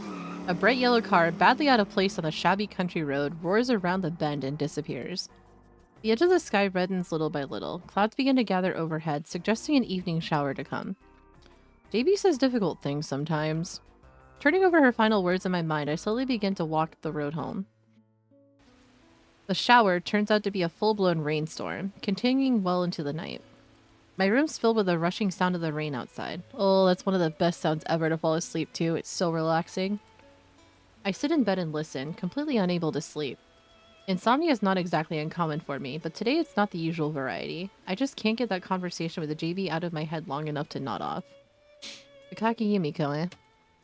Honestly, I didn't give her that much thought at first. Our first encounter certainly left a strong impression, but since then she's tended to fade into the background as often as not. If only my spirit tomb would be good for something in real life, I would send her to steal money from the bank. Now, the more I think, the more I would be a criminal in a world where Pokemon exist. Oh my god. It's all nice and dandy until the sirens start blowing. I mean, yeah. I don't think tornadoes are a thing in Japan, but don't they have, like, sirens and stuff for, like, typhoon seasons, too? Just in case there's, like, surges and stuff like that on the coast? I mean, they do live near a beach, but not, like, super close to it.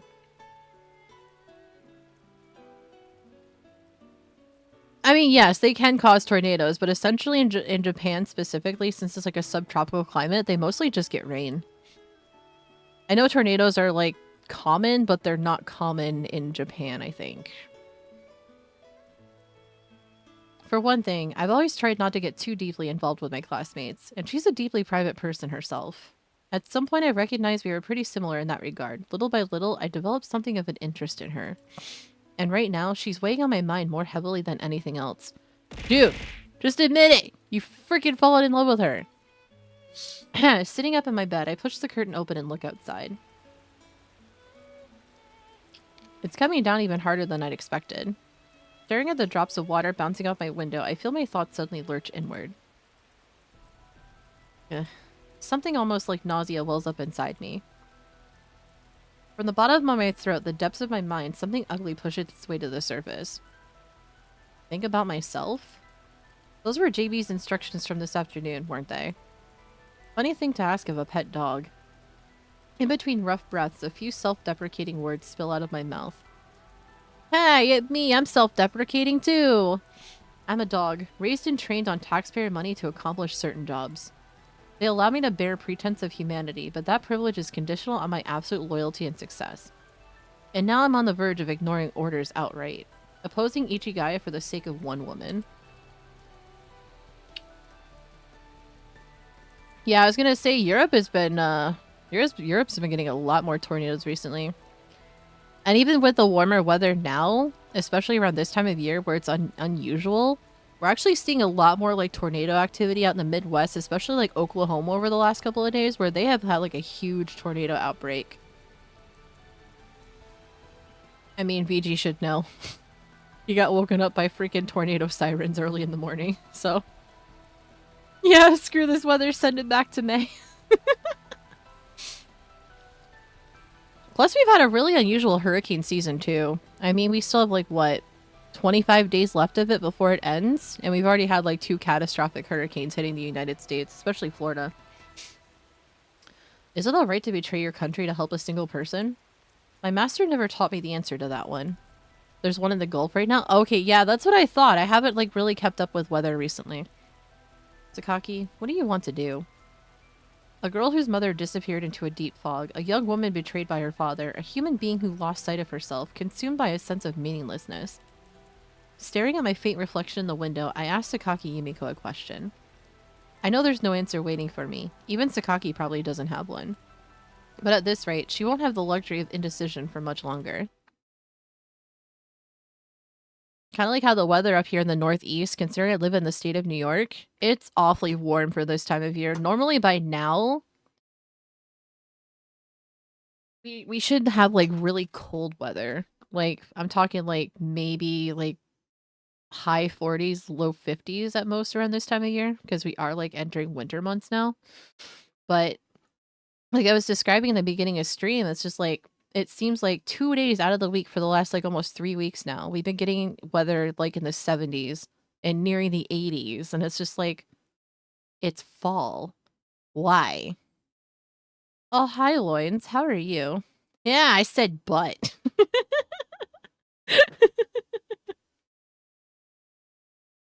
Oh, this weather's just been really weird. It's like, I want my hoodie weather back and I want it to be consistent. I don't want to freaking like wake up sweating my ass off because it's too warm in the house.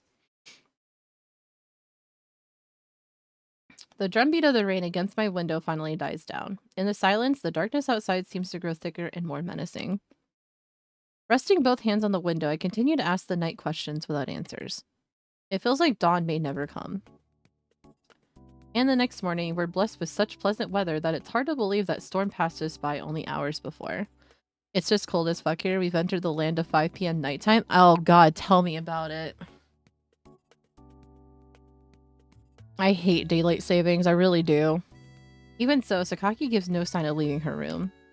It's just about the time when she'd usually be heading out for the riverbank, but she doesn't even appear in the lobby. Her shoes sit untouched in the cabinet, slowly gathering dust. We have a wild Magikarp in chat too, by the way. If in only a few days, that simple daily routine has vanished, leaving nothing but a void behind. And yet again, I have nothing to do but stand around engaging in silent soliloquies. Michiru and Amane eventually invite me on a shopping trip. Probably found it a little hard to watch me guarding Sakaki's invisible afterimage.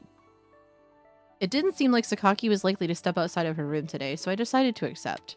いやごめんねユージ車もバイクも調子悪くてさその上いろいろと買うものだけがあってちょっと困ってたのよね No, don't, because our state should leash its lake effect wrath to freeze us over. I wish I could say that, but we're stuck in the 70s for the next 2 days, and then we just go down into the 50s again. I hate this weather. It's horrible. I like the cold. Oh yeah, it's supposed to be like kind of warmish for the next couple of days. Like tomorrow's supposed to hit 72, and the next 2 days is like in the 60s, then it goes back down to the 50s and 40s.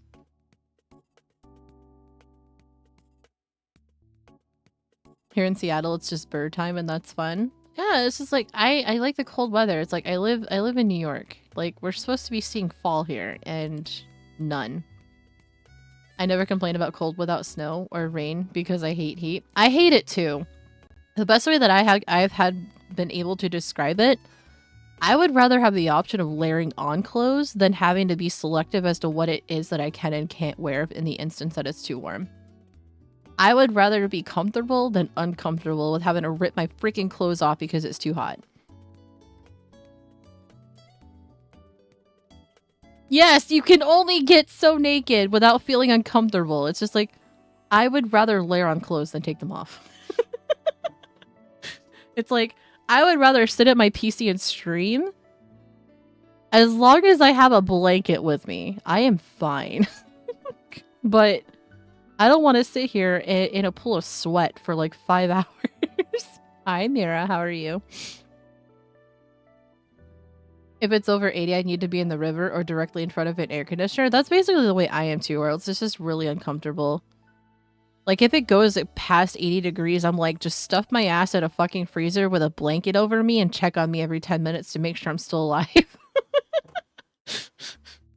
You just got home from work? Well, I hope work went well for you, at least. We picked up a bunch of small miscellaneous items for Amane on the previous shopping trip, but today it's mainly bulky items like tissue paper and rice. Oh, now, fam, don't even check on me. Just let me die. I won't be hot if I'm a corpse. Okay, that's fair. That's fair. I'll guarantee you lots of snow. Starting with us is 2 feet of snow. I mean, I like the snow, but at the same time, I don't. It's like, it's nice to look at, but I hate the shoveling. It's annoying as fuck. All 3 of us have our hands pretty full by the end. Definitely would have been difficult with just the 2 girls. Also, hi Ninja, how are you doing today?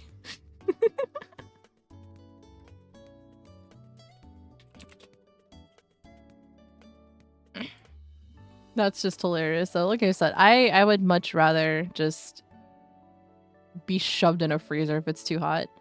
I hate snow because people in Seattle cannot drive in it. If it learned to stay off the roads, it'd be fine. Okay, that's fair. That's the way it is up here in New York too. I live in like a country-ish area, so we have like a lot of meandering roads. And I live on a really busy road.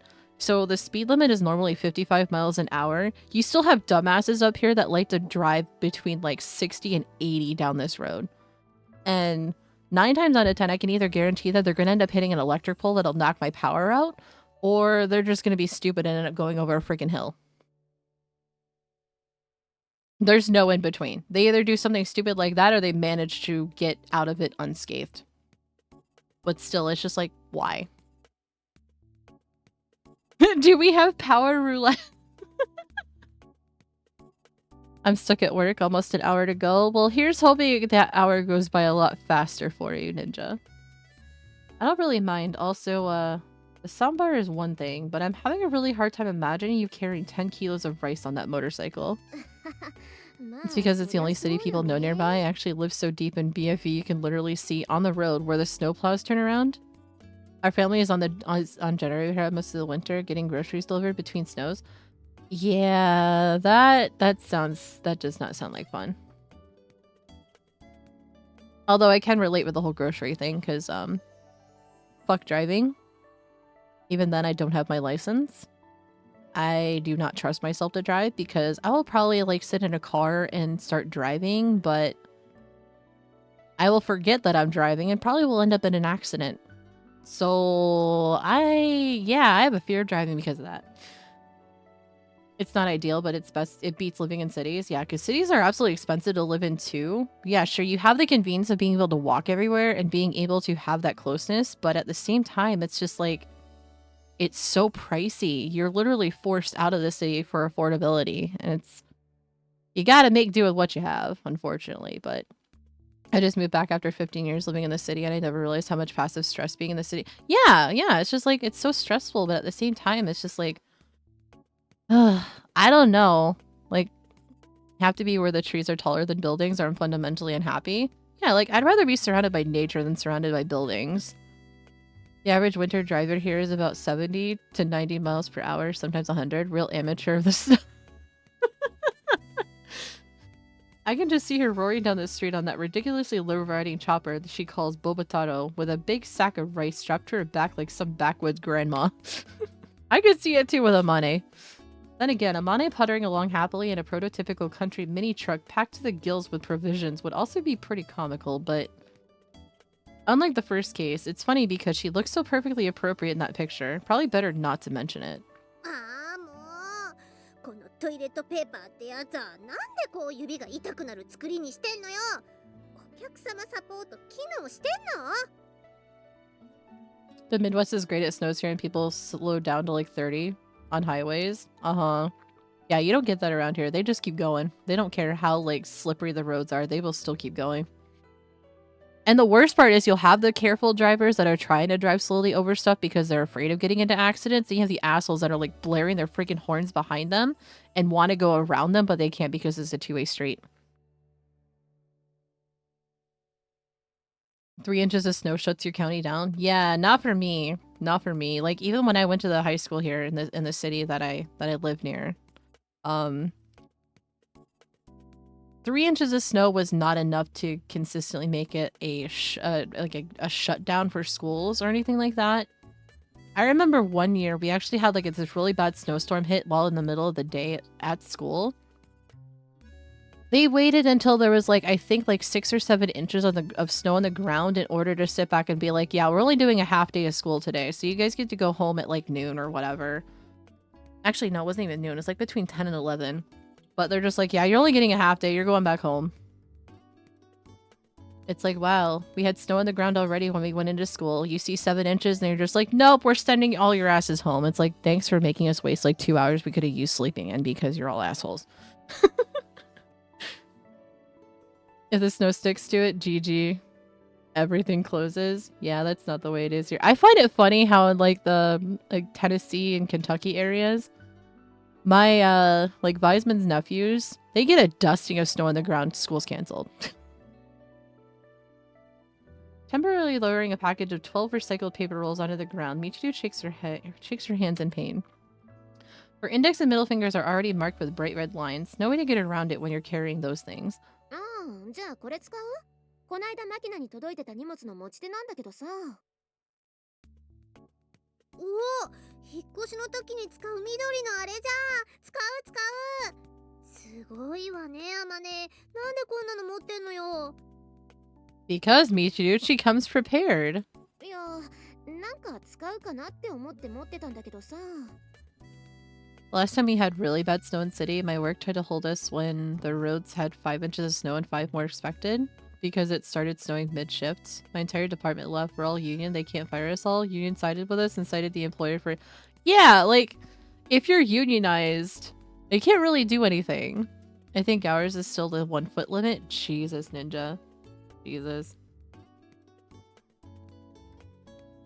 It's just crazy how, like, snow not percentages, but just like snow accumulations, just it varies by state or county in that regard.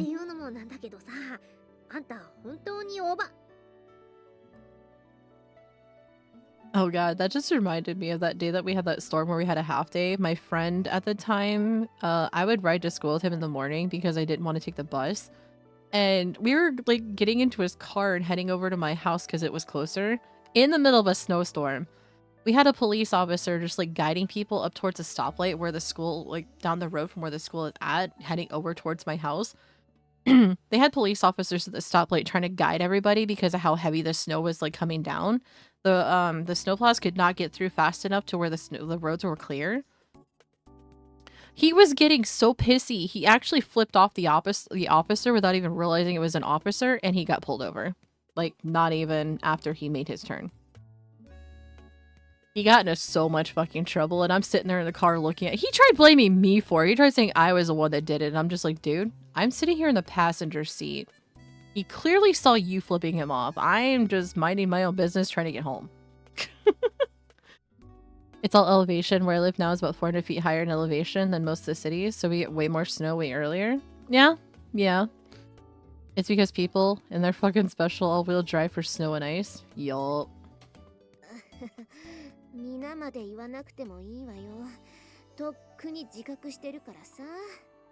Amani's a squirrel, confirmed. 大丈夫よ。男ってそういう母性のある女には弱いって聞くしさ。ほら、ユージからも何か言ってやってよ。ねえ。What?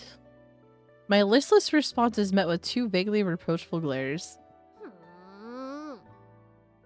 We got other things to worry about, Mishiru. We don't care right now. Same thing with you, Amane. What's with the look and the groaning? またしてもうちら置いてけぼりっすか。置いてけぼりっすね。今日これで3回目っすね。Man, y'all are so needy. Calm down. Gotcha, it turns out I'm currently 600 feet higher in elevation than my old apartment, and that apartment is on top of the biggest... Oh, wow. Jeez. Like, I live, like, in the foothills of a mountain area, so I can kind of understand with that. So we get, like, bigger accumulations versus, like, most, like, the Tri-City area. It sucks. Especially this past winter. Oh my god. I think we managed to get, like, a foot of snow. If not a little bit more than that during one of our storms. I hated it. It was such a pain in the ass. Yeah, I live, like, around the foothills of the Adirondack Mountains in New York. Do me a favor and cut it out with the synchronized scorn. And what do you mean the 3rd time? Oh, what's up, Ninja? What's up? They answered my question with a pair of exaggerated American-style shrugs. At my old apartment, I don't think we got more than a foot total of snow in the 8 years I lived there. Damn. After another set of deep, simultaneous sighs, they begin talking to each other instead of me. 聞きましたか、マネさん。この野郎、さっきまでの2回のスルーはカウントすらしてなかったみたいっすよ。The fuck is an American-style shrug? I don't know.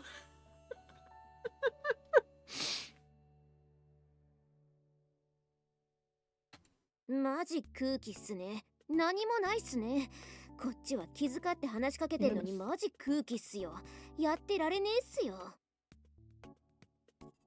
Oh, I think it's just because it's based on cultures. Like they're in Japan with this one, and Yuji had experience with living in the United States, being part of the military. So that's probably the reason why it's referenced as American style shrugs. Plus, like the localizations, the translations don't necessarily fit what it's being translated from in Japanese. So it gets kind of lost sometimes, and I'm just over here like, what the hell is an American style shrug? Like, what the fuck? I don't know. I don't think Canadians would shrug, because if they shrug, they'd probably apologize for coming off as being rude. I've never seen snow in real life, although I guess I might find it annoying after getting used to it. Yeah, let's just say I was born and raised in Florida until my family moved up here, so there's like a stark difference between the changes of seasons. We would literally get like 2 to 3 days of coldness out of the year before we moved up here. My first winter up here was horrible. I hated it. It was so cold. Like going from getting warm weather to jumping into cold weather. It took me, I think, like 2 years to adjust. About 2 years, yeah. It's 2 seasons, raining and not raining, pretty much. Yeah, I already did ask that question, but still, it's just like I was just reiterating. I'm just like, what the hell is an American style shrug? But yeah, it was a stark difference. Like you go from being warm, and then you go from that to actually having like 4 seasons per year instead of like 1 or 2. The first winter we were up here, and seeing snow for the first time since I was like really, really little, to the point to where I can't even remember much of anything about that time when we were living in Buffalo. Seeing snow for the first time after that long, I'm just like, you know, it's kind of pretty. I like being cold, but not too cold. And then we got a really bad cold snap. It got down to I think like -40 in the morning. It was so fucking cold, and I'm standing outside waiting for the bus in just nothing but a hoodie and jeans. And my friends that I lived around that time, they were looking at me like I had like 5 heads. They're just like, what the hell are you wearing? You need a winter jacket. And I'm just like, I don't like wearing clothes like that. Yes, Buffalo. The only memories I have of winter times during that is like we had this huge blizzard that happened. I remember there being like this big like snow pile. I think it was like 7 or 8 feet high. My sister and I climbing up on it and just like falling down on the side of it. That's all I remember. So it would seem I've fallen out of the conversation twice before without even realizing it. Putting aside this irritating little routine, I do feel slightly guilty about whiffing on their thoughtful attempts to feed me setup lines. Poor Yuji. Yeah, I guess I was a little lost in thought. Didn't mean to ignore you guys. Sorry about that. Amane and Michiru glance at each other and exchange brief, slightly tired little sighs. But when Amane turns back to look me in the eye, there's an oddly gentle expression on her face. Just drop the knee bag and their setup just go. It's about... Oh, wait, no. Yeah, that's right. Fall right through me. It's times like these that make you realize women control the world on a pretty fundamental level. Oh my god.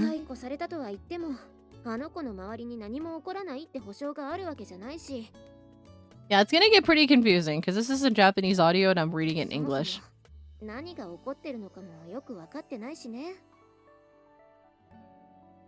How has Sakaki been doing lately from what you've seen? Anything noticeably different? Amane shakes her head slowly.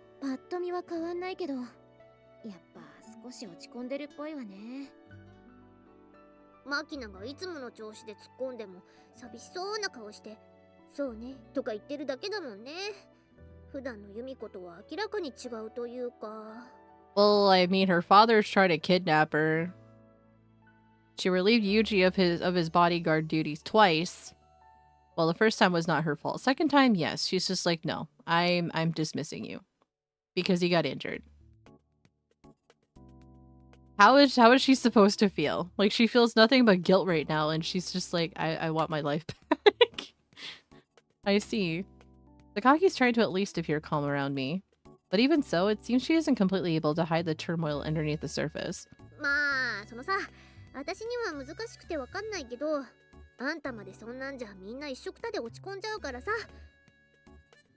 Yes, Michiru, we get it.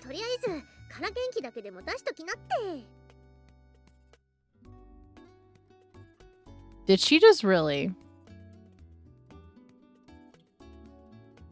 She's down, he's down. Just try to act a little cheerful. That's like telling a depressed person, hey, just smile, everything will be okay. It's like, no, that's not how that works. What the fuck? そうそう。ここでごちゃごちゃ考えててもしゃあないわけやし、家戻ったらごちそう作ったるさかい。それ食べて元気出しや。な。 Oh god, she pulled out the country accent. Amane delivers this line with a guffaw and a friendly smack to my ass. What the fuck, Amane? Not only am I unable to help Sakaki, I've ended up getting my classmates worried about me. Truly pathetic. What am I supposed to do? Yet again, I find myself mired in a simple question that has no clear answer. What's that? Just as we're getting close to the dorm, I notice something slightly out of place. Uh-oh. Uh-oh. She touched the butt. You're clear for landing. Too bad we already did her route, though. It's the sound of multiple engines moving away from the entrance. なんか車の音したよね。 Oh, don't tell me it's the body, not the bodyguards. は夏休みでいないはずだし、なんなんだろう。 Oh, perfect opportunity to kidnap your own daughter on school grounds. The principal's not there, so they don't have very much protection. Oh boy. Amana's the only one here with a motor vehicle of any kind, so it's pretty rare to hear engines running this close to the school. The principal and JB would be the main suspects, but as Michiru pointed out, the former is on vacation, and the latter wouldn't just disappear before it came back. Spurred by a sudden sense of unease, I set offward to the dorm at a run. ユージ？どうしたのよ急に。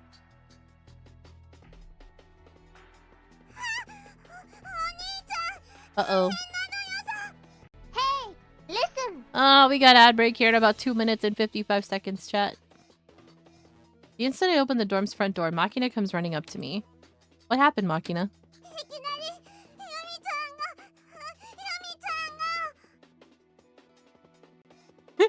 Are you okay there, Dag? Are you okay? Cannot quit. Your request has been denied. You may submit your request again in 365 Crazy story of the week. Russia years. finds Google Thank you with for your an service amount with of money us. that is more than all money in the world. Policy Russians are written by trolling. Kitten. Oh, I remember seeing something like that on Twitter a few days ago. I was laughing really hard at that number. I'm just like, that's a very unrealistic and arbitrary number. What the fuck, Russia? だったのよさ。ママ姉たちが買い物に出かけてすぐぐらいに車が急に止まって。ほんで、ユミちゃんはいるかって聞かれて、私が答えないでいたら無理やりにでも中に入る。 No, desperate times call for desperate measures by her father, huh? 怪我とかなかったの？あんた大丈夫だったの？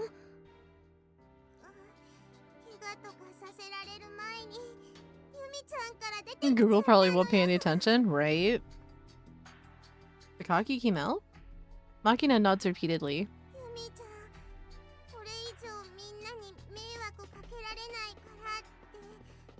Okay, I don't remember this part in the anime.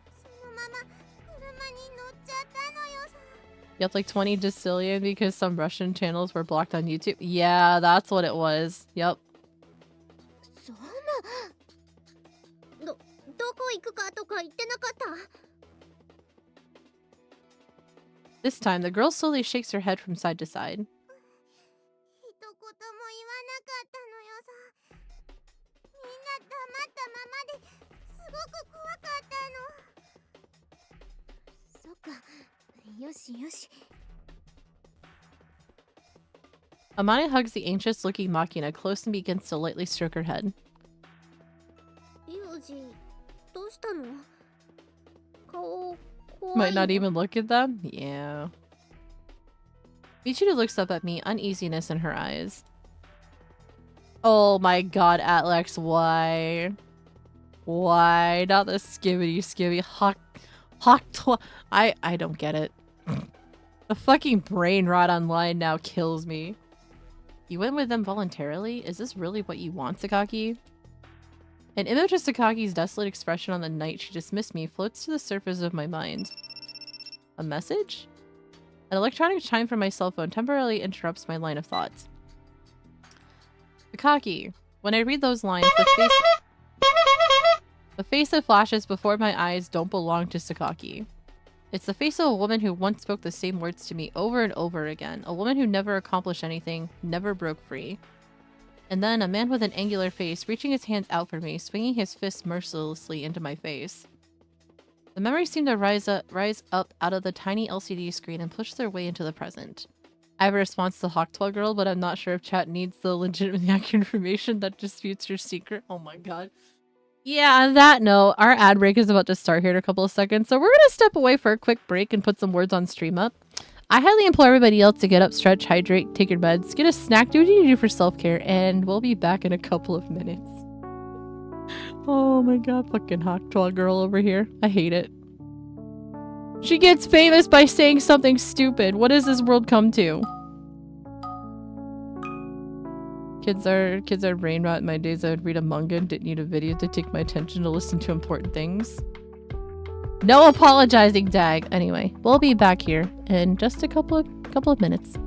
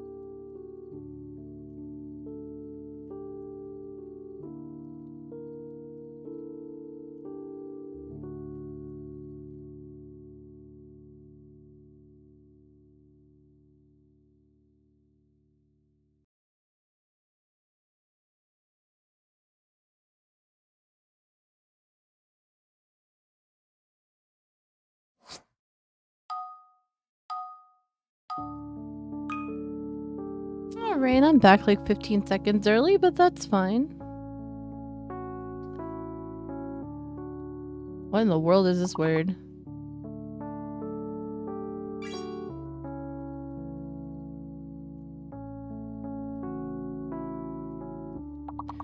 Alrighty, we are back from ad break.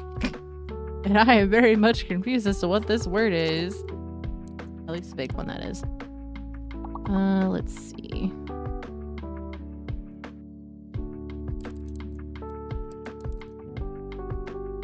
Oh, wait a sec. Damn it, Dag, I was typing it out. God damn it. So lately. Assland. Yes, it's Assland. DNA salsa. Oh my god. No. Not DNA salsa.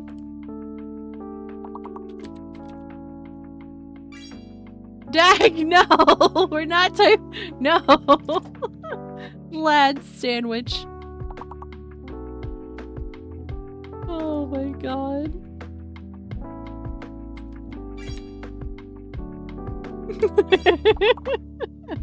Ashland would either be paradise or the stinkiest place on the planet, right? Yeah, see, anal worked, but not anals.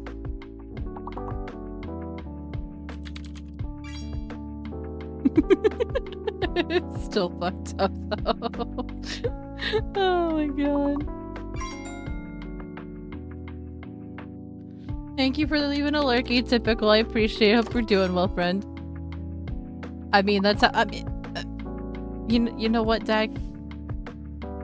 I hate it here. No! Cool down, please! One more! One more! Fuck you! Salsa was one! I hate it here. I honestly did walk myself into that one. Face first, too. Like how when I was little, I used to just run into glass doors because I could never tell if they were open or closed. Yes, I have legitimately done that. I've even fallen walking up the stairs and down the stairs, too. I have tripped on air before, too. No, not like yesterday. No. The memories seem to rise up out of the tiny LCD screen and push their way into the present. That idiot. Closing the cell phone, I stamp out the words reflexively. We have a phantom in chat.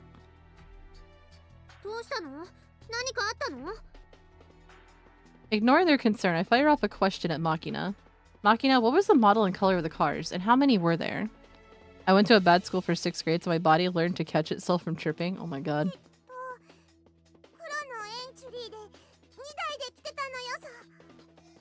Yeah, like parts of my middle school were like open area, so you would have a lot of moisture from like mornings of it were being foggy and stuff like that too. And yeah, imagine walking up the stairs and it being moist outside and you fucking trip and fall face forward. Yeah, that was great. Did I mention that both times I tripped and fell going up and down the stairs, I was in a skirt during that time? Yeah. No, never again. I see. Nodding, I glanced quickly around the room one final time. We had a kid get impaled on an unfinished fence near bleachers. Holy shit, loins! I'm going. Goodbye!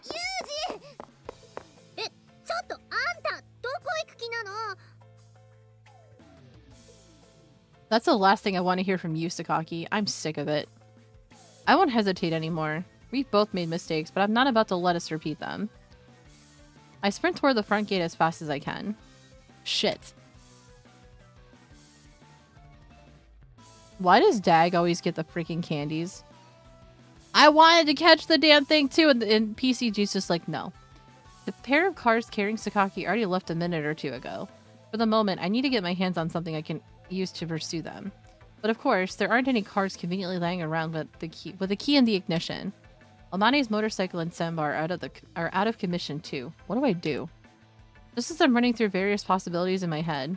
I hear someone humming a cheerful tune, soon followed by a carefree greeting.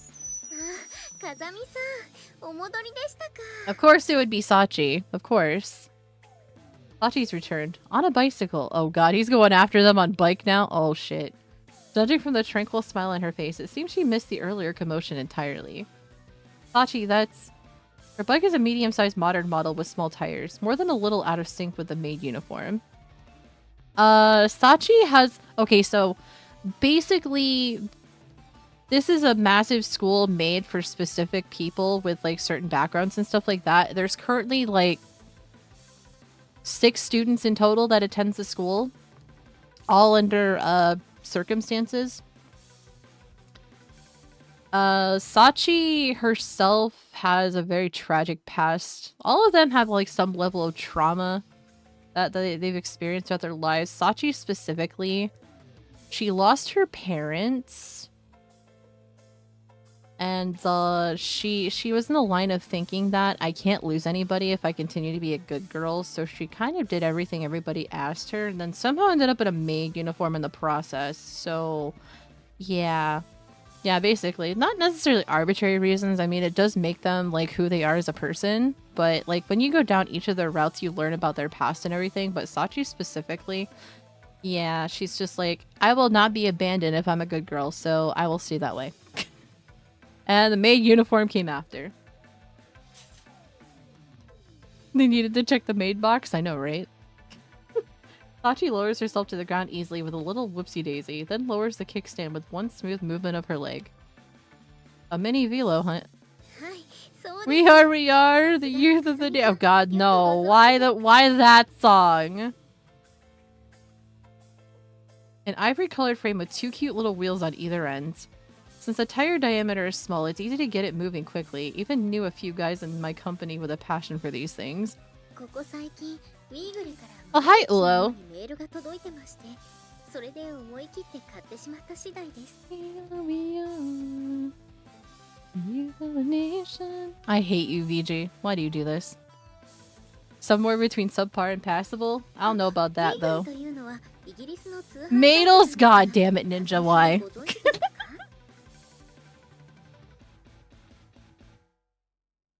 Wiggle? Wiggle is a British mail order? Oh my god. I've heard people say these things are small but well made. Looks like it's true. With a few quick movements, I inspect the handle, seat, and the quality of the tires. Why are you inspecting this shit? Yumiko's been kidnapped, my guy. You got no time for this. Looks like she might have bought a slightly customized model. The frame seems to have been strengthened in places to endure bumpier conditions. Why are we saying Madels in chat? I hate it here. This area does have a lot of unsurfaced or poorly maintained roads. Very typical of Sachi to account for these things in advance. 直訳すると、Hey サチ、ポンドがボロ安で自転車安いから、フィッシュ&チップス感覚でチャリでも買わないかいとか、 What the fuck? そんな感じなんですが。 Oh god, it's already after 4? Cannon shipped, henceforth known as Madels by chat. I hate it here. そもそもミニベロのベロというのはフランス語で自転車を意味している No, come on, Ula, why? Sachi, you think I could ride this without issues? はい、もちろんです。整備も万全ですよ。試しに軽く乗ってみます。 I think we're gonna need it for more than just a test ride, and it might not come back in one piece. Just saying. Sounds good. I swing myself onto the mini velo and put my feet on the pedals. 早速乗ってくださるんですか？それは何よりです。今しがた油も差したばかりなので。 Oh, he's already gone. 素晴らしい走行性能が確保でき。って風見さん。 See you later. ヤッホー！ミハモライダーかっこいい！ Can't with this girl, I can't. あれ？ Its wheels whistling cheerfully. Sachi's mini velo zips jauntily along the road. Holy fuck. This thing's fundamentally designed for riding around town, but fortunately it's capable of reaching a decent speed as well. The psycho computer installed in the center indicates an average velocity of around 35 kilometers per hour. Can't compete with a motorcycle or anything, but it's still excellent performance for the size. This really is going to be tough. Yes, it is, Yuji. You're on a fucking bike. That said, I'm up against motor vehicles, and they have a head start. There's a decent amount of traffic since it's summer vacation and all, but they can still leave me in the dust easily enough.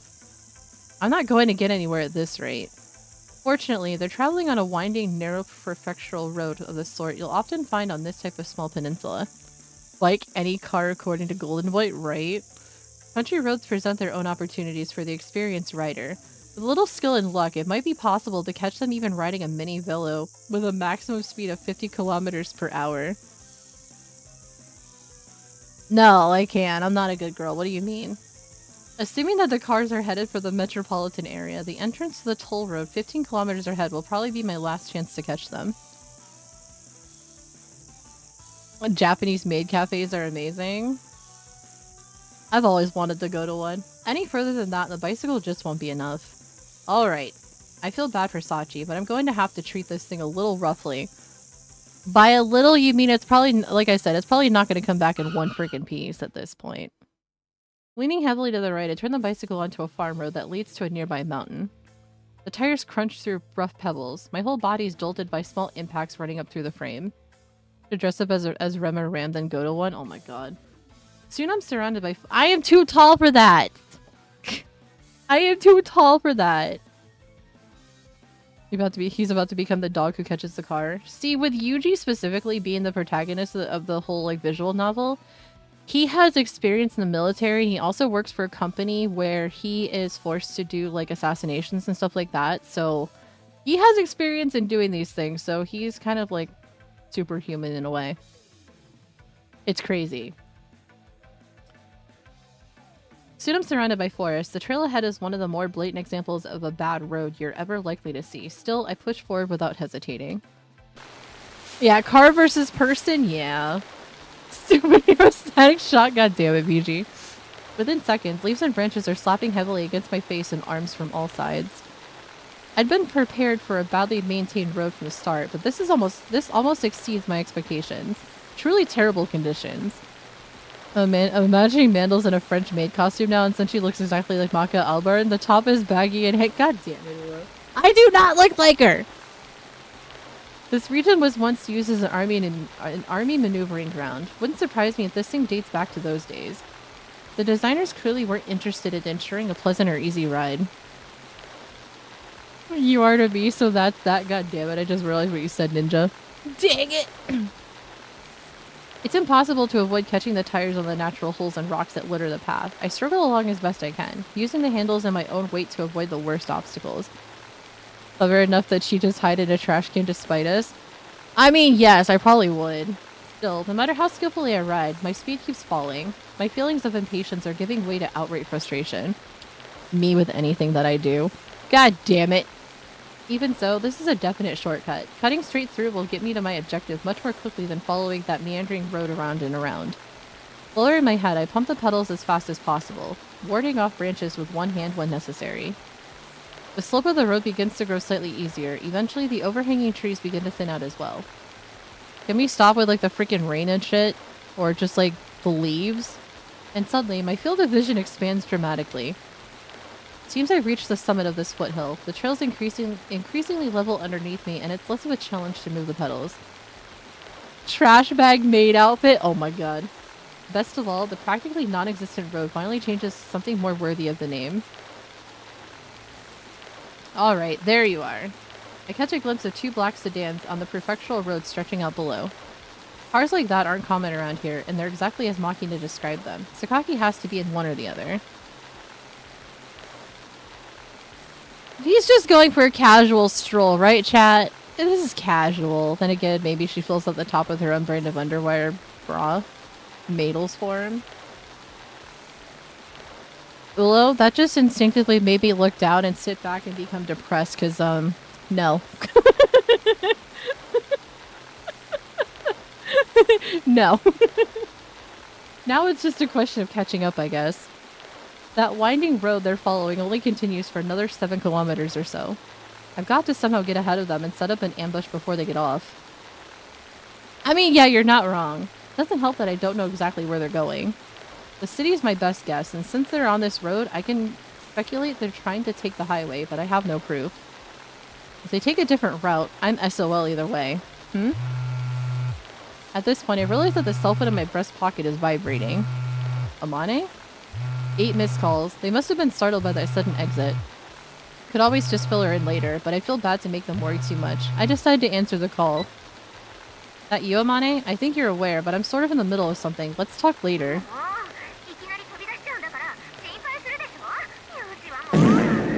Okay, he's going at freaking speeds of like 50 kilometers per hour and has like the audacity to just casually answer a phone call while actively chasing after 2 sedans from somebody who's been kidnapped.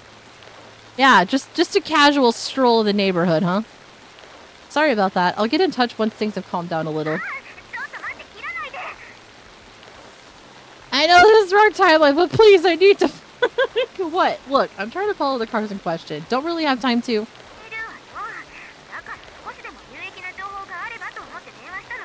He turned on cruise control, right? I see, so that's what this is about. Ah, sorry, that would be a help. Did Sakaki get in touch or something?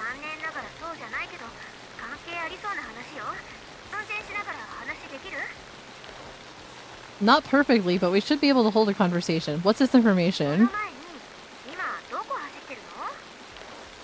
I'm following the Mishima Cape coastline. The cars are heading north on the prefectural road, and I'm taking a shitty mountain road running almost parallel. A bit of a shortcut. じゃあこっちの想像通りかもね。車がどこに向かってるかユージはもう掴んでる？ I like how they can speak so nonchalantly to each other right now, considering. No, I guess they were heading to Tokyo since Sakaki's father is involved. Am I wrong? やっぱり榊さんの実家が関係してたのね。だったら当たりかも。 Can we stop with the noise? It's starting to hurt my ears, damn it. 半島の根元のとこ、ちょうど今走ってる先の方に榊さんとこの会社所有のヘリポートがあるんだけど。 Private heliport? 見 Really? たことなかったっけ？ Come to think of it, I think Sakaki mentioned this before. Apparently it was built more or less for the exclusive use of companies to brass their families. Stuck in my mind as a particularly impressive example of late capitalistic success. Oh my god. Yeah, now that you mention it, but I'd heard they weren't using it anymore. これがね、マキナがさっき調べてくれたんだけど、今日朝からそこで見慣れないヘリが1機ずっと待機してるらしくて。 Ah, they're taking her straight to the helicopter, huh? Seriously? 撮影マニアの集まる掲示板に書いてあったらしいんだけど、 I mean, a clue is a clue, い right? つもはいないはずの背広姿の人たちも周囲をうろうろしてるとかで、妙にピリピリ。 And remember, if Yumiko dies, I'll be available to comfort you with my body. I'm sure it would be Amane and Makina both, dude. I see. Makes sense. I can't do a thing if they ship her out of here in the air. And if she survives, three-way. That heliport isn't far from the interchange leading to the highway, maybe 700 or 800 meters. It's entirely plausible given their current position, and it's hard to think the unusual situation there is a coincidence. これ怪しいと思わない？ I mean, her father wants her freaking back at his estate. He's doing what he can to freaking kidnap her, even if it's his own daughter, because she refuses. Which I do not blame her, considering the past and everything that happened. Forget fishy. It's probably where they're taking her. Alright, I'm going to end the call, thanks. It's helpful to know their destination, but that doesn't make this chase any easier. Once she gets on that helicopter, it's game over. I absolutely have to catch up before then somehow. But seriously, this road is the worst. Branches slap against my face, vines catch in my hair, and the rocks randomly lying across the ground are constantly slowing the rotation of my tires. Sachi seems one of the three-way type, although if it were two guys plus Amane, I could see— oh, yeah, absolutely. Cars, visible only for brief moments in between gaps in the trees, seem to slowly be pulling further away. My odds of catching up are getting longer. I'm going to need some luck at this point. The mountain road I chose as a shortcut was ideal in terms of distance. At full speed, I might have gotten ahead of them by now. But riding on hilly terrain while pushing my way through thick undergrowth cost me even more time than I'd expected. Sometimes she fancies a spit roast. Maybe! I have to take advantage of the time lost when they disembark. It's not like they can just drive the whole car into the helicopter. At the very least, it'll take them a minute or two to get everyone out of the car and into the chopper. Get into the I can't do the voice anymore. I never used to be able to. Now that they pulled ahead, I can only hope that gives me the chance I need to close the gap. Practically tumbling down the descending path branching off the mountain trail, I finally rejoined the prefectural road. The heliport in question is only 400 or 500 meters ahead, but the cars are no longer visible. Can I make it? I don't know. Can we make it, Yuji? Can we? Ignoring the traffic light ahead, I let my momentum carry me across the intersection, weaving between the cross traffic. Just really stick the words down in your throat over enunciate the vowels. I can't do it. It's hard. My ears ring from a dozen honking horns as I rush directly toward the heliport. A small facility on a sprawling plot of land surrounded by fences comes into view. This has got to be it, if I remember the map correctly. Oh, thank God, the sounds are done. The car doors open and spin like propellers. Oh my God. With a powerful squeal from the brakes, I forced the bike from its maximum speed to a halt. Ah, yes, interesting quest. What? Damn, too late. Just as I'm rolling up to the fence, the sound of a helicopter rotor fills the air. There are ways to get a chopper back to the ground, but few that involve it staying in one piece, and none that are available to me now. Kill deer and it poops out wood, oh my God. And following a car is one thing, but chasing a helicopter at a mini velo would be absurd. I mean, forget a mini velo, no matter what kind of vehicle you have, keeping up with that thing from the ground is going to be very close to impossible. So much for that plan. I watch as the helicopter slowly rises into the sky and turns its nose to the west. For some reason, the direction of its flight strikes me as a little strange. Wait, they're not going to the city? The helicopter is heading almost directly away from Tokyo. It maintains a course to the west, flying parallel to the Shonan coastline. If I remember correctly, to the west of here, there's... But as I'm thinking about the helicopter's possible destination...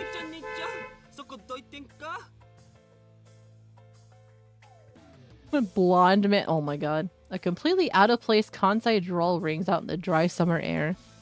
What, you talking to me? That... Oh god, that Kansai dialect. Compared to Amane's relatively soft Kyoto dialect, he's got a seriously strong accent. Probably from the Kawachi area? Yeah, right? I need your car. Give me it now. I see. In other words, my presence in the middle of the road is obstructing your passage.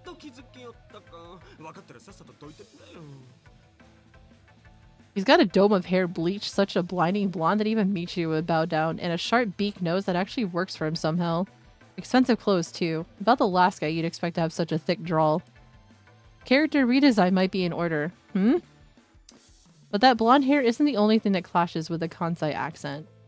Once I get a look at the car he's driving, my eyes stop moving entirely. A Gallardi Spider? What's a car like this doing here? Of all the out-of-place things in front of me, this is without a doubt the most bizarrely misplaced of all. It's a Lamborghini company's signature model, an extreme luxury sports car in the class of a Ferrari, with a sticker price that could buy you a nice chunk of real estate. So, late-stage capitalism excess, huh? Oh, you know it. Oh, wait. Never mind. That's his. Yeah, I'm okay.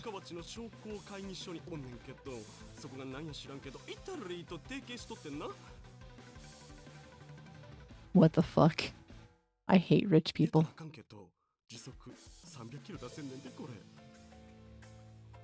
I don't like rich people.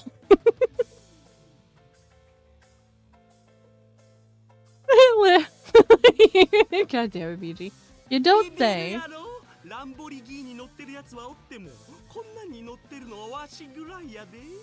So you're a spoiled rich brat who got your car from daddy's money. Gotcha.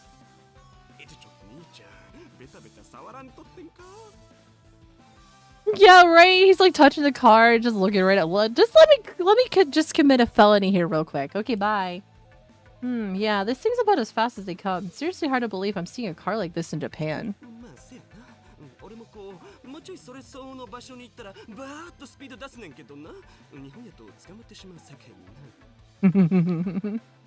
Anyway, you seriously got a nice ride here. Okay, just fucking like pull him out of the car and take off with it, okay?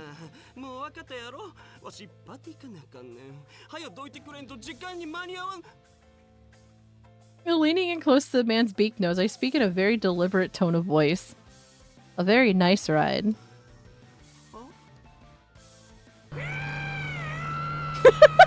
Just pushes him over to the passengers. Look at his fucking face. In inverse proportion to the man's fading shriek, the needle in the speedometer soars steadily upward. Amazing! It's my first time actually riding in one of these things. The acceleration's powerful enough to make my whole body tremble. If this was a carefree joyride, I'd be perfectly content to tear around all day in this thing. This is a truly magnificent car.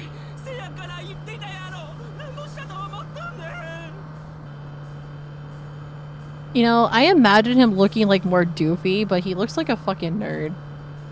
It's impossible to hold a conversation unless we quite literally scream at each other. From what my new friend tells me, the car itself hasn't been remodeled in any way, but it still roars as loudly as any hot rod I've ever seen. Absolutely not the sort of car you should be shipping to Japan of all places.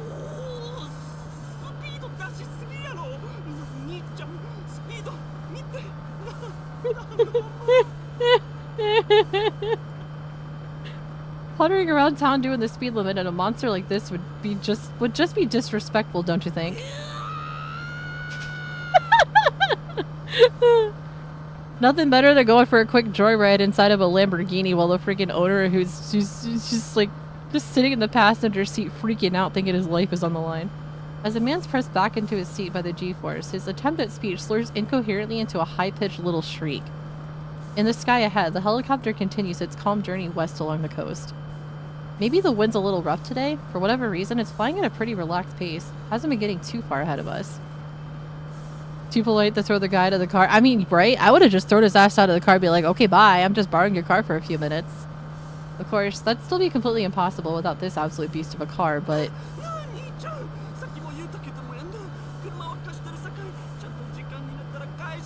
I just like the look on Yuji's face. You don't really see a whole lot of expressions on the illustrations on his face specifically, but seeing this is just hilarious.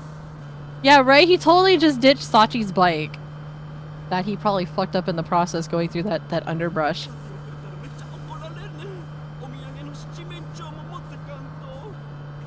Turkey?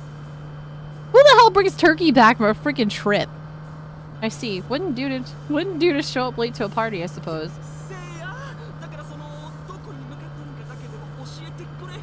We're just going for a quick ride down the coast, that's all. Turkey is Japanese party slang for meth. Oh my god. Sure, there's a small corporate airport not far from here. Owned and operated by East Beach Transport, a company under the East Beach Railways Group umbrella. It's mainly used for in-company freight planes carrying parts and equipment from overseas. But every once in a great while, a private jet does fly out of there, and the helicopter carrying Sakaki is headed straight for it. You understand where I'm going with this?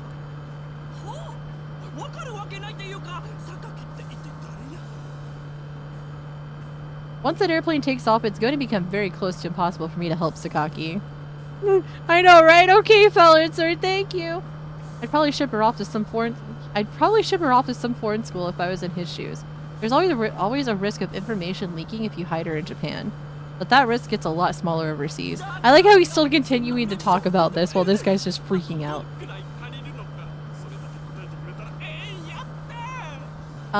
Yes.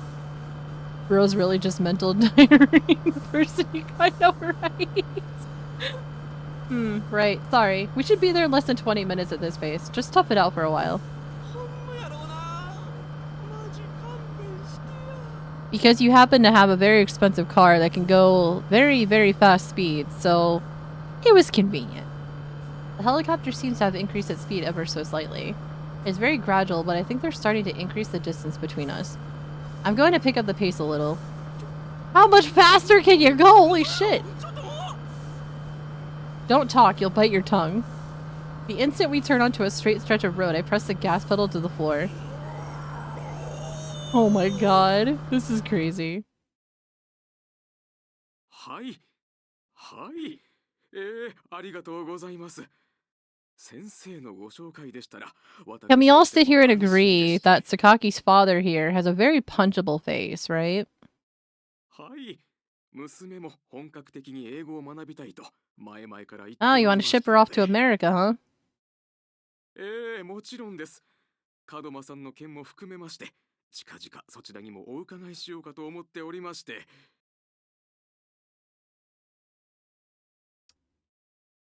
Grabs Sakaki's father's head and breaks his neck. I just remembered something. In the anime, with Makina's route specifically, you know how we had the option of either killing or not killing her mother, right? Yuji just straight up fucking shoots her in the anime. And she dies. And he lives. In her route specifically, he ends up dying. If it's a bad ending. After he shoots her mother. I just realized that. はい。そちら方面についてもどうぞご期待くださいませ。 No, it's just that the routes change when you have your options, whether it's to not shoot her or do shoot her. And Drink I water, you remembered that in the dehydrated bitch. anime, he literally You just guys straight up drinking water? shoots. She just straight up like shoots that her quote. in the head, and she just dies after shooting her in the shoulder. That is. Oh, hi Ray. Thank you for the hydrate, by the way. It hasn't been 15 months. I've been at this since like March.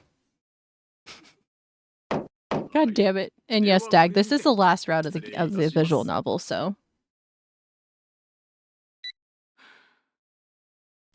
入りなさい。失礼します。状況はどうだ？ It's been 15 years. 今、ヘリで空港へ向かっております。 It's been longer that you've been following me, Dag. You just unfollowed and refollowed me because you're a jackass. 到着する予定です。 順調に行けばでは困る。 If all goes well isn't good enough. はい。失礼いたしました。例の軍人崩れのガキはどうした？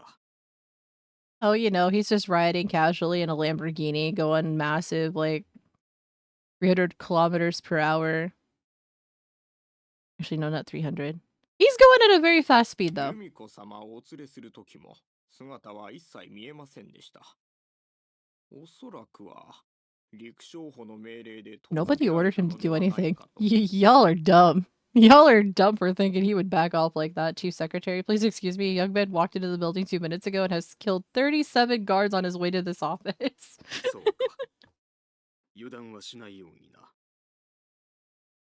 はい、わかりました。失礼いたします。海外にでも運んでしまえば、そうそう変な虫もつかんだろうさ。Oh, you grossly underestimate Yuji. He will follow you to the fucking ends of the earth for this girl right now. 家のためにもおとなしくしていてもらうぞ、ユミコ。You can't force her to behave that way, my guy. Oh, well, we're back here again. The scenery flies past at astonishing speed. There's a bit more traffic now, but the oncoming cars flinch in terror the instant they see us approaching. They pull over to the shoulder one by one as we roar forward down the road. Yeah, he is insane. Still can't catch him. Most of my concentration is focused on manipulating the steering wheel, but every few seconds I glance over at the helicopter from the corner of my eye. It hasn't really picked up speed, but the terms of this race simply weren't fair to begin with. Oh, there's a Delibird in chat! They're flying a direct course through the sky with no obstacles or signs to worry about, completely different from chugging along on a public road, no matter how nice your car might be. He's a dangerous sociopath that needs to be incarcerated and rehabilitated. Here's the thing, he's got a bit of a tragic past himself, and yeah, he's socially inept, is the best way that I can describe it. But, well, I mean, especially with girls, but you know. But in whose bedroom? Oh my god. My friend's voice has now lost almost all of its initial vigor, but he keeps up a constant stream of questions about the time. Seems he's really worried about that party of his. Yes, Dag. Yes. Okay, one more turn. It's a straight shot after this. Oh my god. The car drifts into the intersection, tires squealing as the rear swings out to the side. A small sign for the airport flashes past in the fraction of a second before we speed off again. Another 3 kilometers to go. I've got to beat them there and find a way to intercept their cargo. For now, I simply tear down the road, running parallel to the coast at full speed. The entrance to the airport comes into view, then a small control tower and a number of nondescript cargo aircrafts. Cargo, burr. Among them, there's a single plane that's conspicuously different from the others. It's a smaller craft with stripes in the East Beach Express red and blue on its flank. Has to be a passenger jet belonging to the company. And just at its side, the helicopter we've been chasing all this time has already landed. Shit, too late again? As the crow flies, it's only 300 meters away. Close enough that I can actually see the small group of people boarding the jet. I groped desperately for some sort of solution, but even if I ran my way into the airport, there's not much I can do now that they're fully embarked. Frustrating as it is to admit, I'm out of ideas. The jet begins to taxi for takeoff practically the instant the door shuts behind the last passenger. So much for my wishful thinking about a multi-hour delay. I don't think he's done just yet. This poor guy's traumatized now after going at massive speeds for like, what is it, like over 20 minutes or so? Sorry, but I don't have the time to chat about your bird right now. Bird? The instant the word leaves my mouth, something occurs to me. Hey. I've got a question. That turkey of yours, it frozen? Oh god. Oh no, I think I know what he's gonna do. Hurry!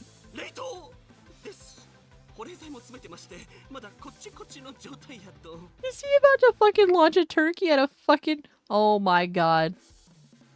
Yuji's incredibly socially inept. These girls are all over him from the first moment, and Yuji is all herp derp. It's nice to have friends. Don't get her the bird. I see. A wise choice. Hopping out of the driver's seat, I walk over to the passenger side of the car, lightly grab hold of the man's shoulder. You're on the wheel, alright? Just do exactly what I tell you.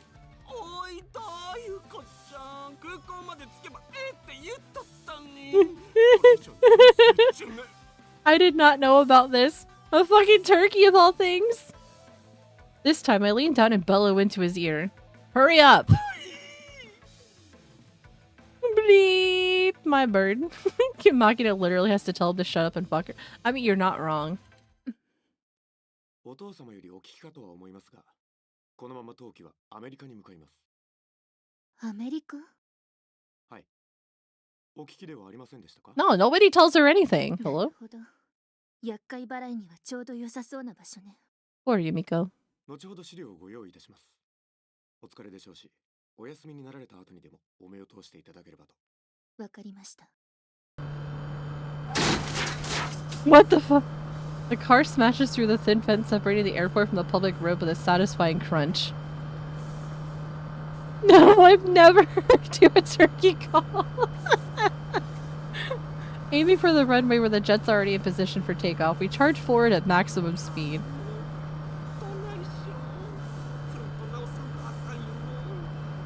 He had a fender bender!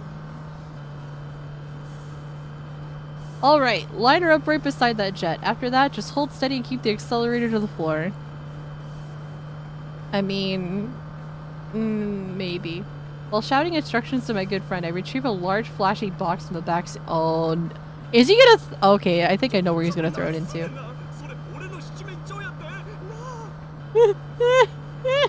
A passenger jet takes off at around 285 kilometers per hour. We should just barely be able to catch up in this thing. He launches the turkey through the window and it hits her in the head. Death by turkey. We can make it if you keep that pedal all the way down. I'm counting on you. I take out the enormous lump of bird flesh from its bed of cold gel packs and hold it high into the air like a championship trophy. God, the wind pressure. We're traveling at a speed sufficient to look at it just fucking holding the turkey. God damn it. We're traveling at a speed sufficient to lift an airplane into the sky. The moment I stand up from behind the windshield, the air rushing past shakes my body violently. Somehow holding myself steady, I dig my fingers into the turkey and move my hand slightly forward. You could say he bowled it. Damn it, Ninja. It's an absurd plan, and I don't have a chance to rehearse. I can only hope I get the timing of and angle of release correct. Still, I've got no choice but to try. Hey, can't you get this thing going any faster?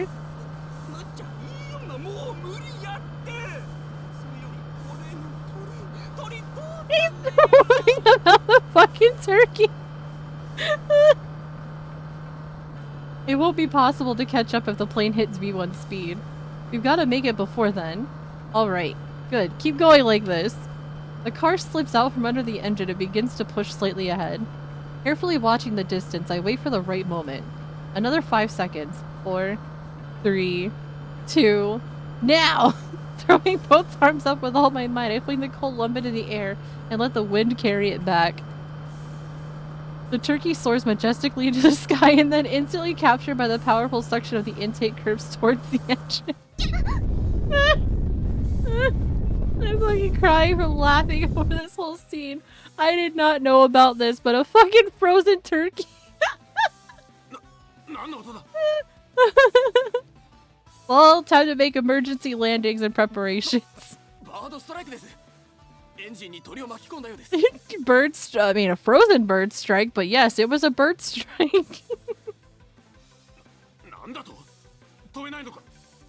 My guy, it was a frozen turkey. It ain't gonna do shit. Did somebody say cock? Fuck your turkey, bro. Worry about it. Oh my god.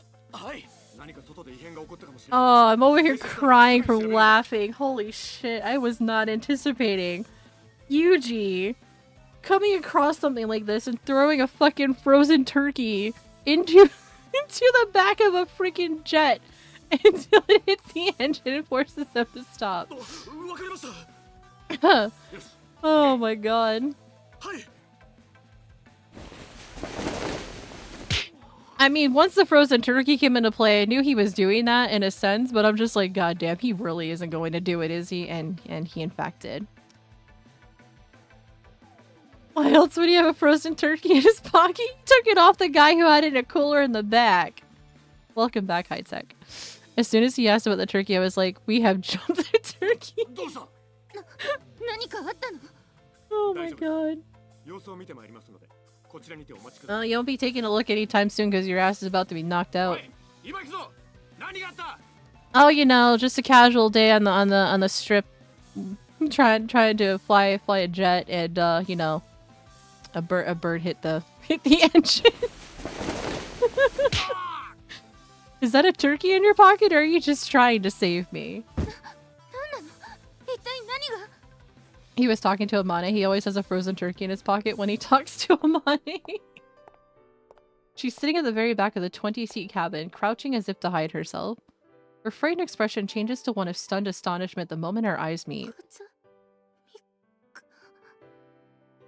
Yo. I speak in the same casual tone I always used to greet her in the classroom.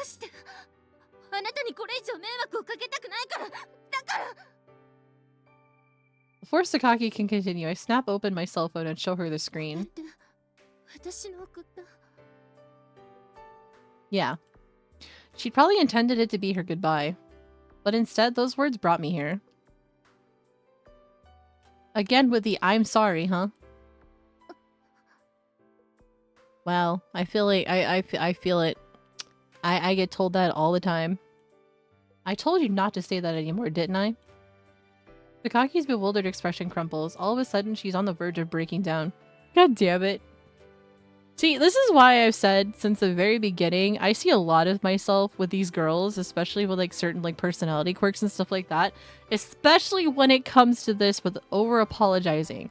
I never need to say sorry for things that don't need to be that does not warrant an apology for. And yet I still do it, and then I get yelled at for it. What's he gonna do when billionaire dad convinces blonde dipshit to press charges and he's dealing with attempted murder while staff on board throwing the bird into the cockpit, Grand Theft Auto, multiple assaults? He's fine. His record will be cleared. He'll be good. He has connections. He has a very close tie to JB, who is actually his boss, because his master that he had before, who passed away unfortunately, actually picked him up after his parents died, and his sister died too.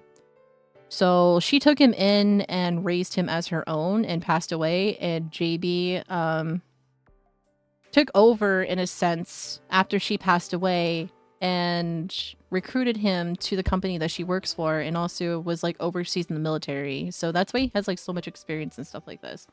So what's a washed up punk star gonna do here? Oh my god.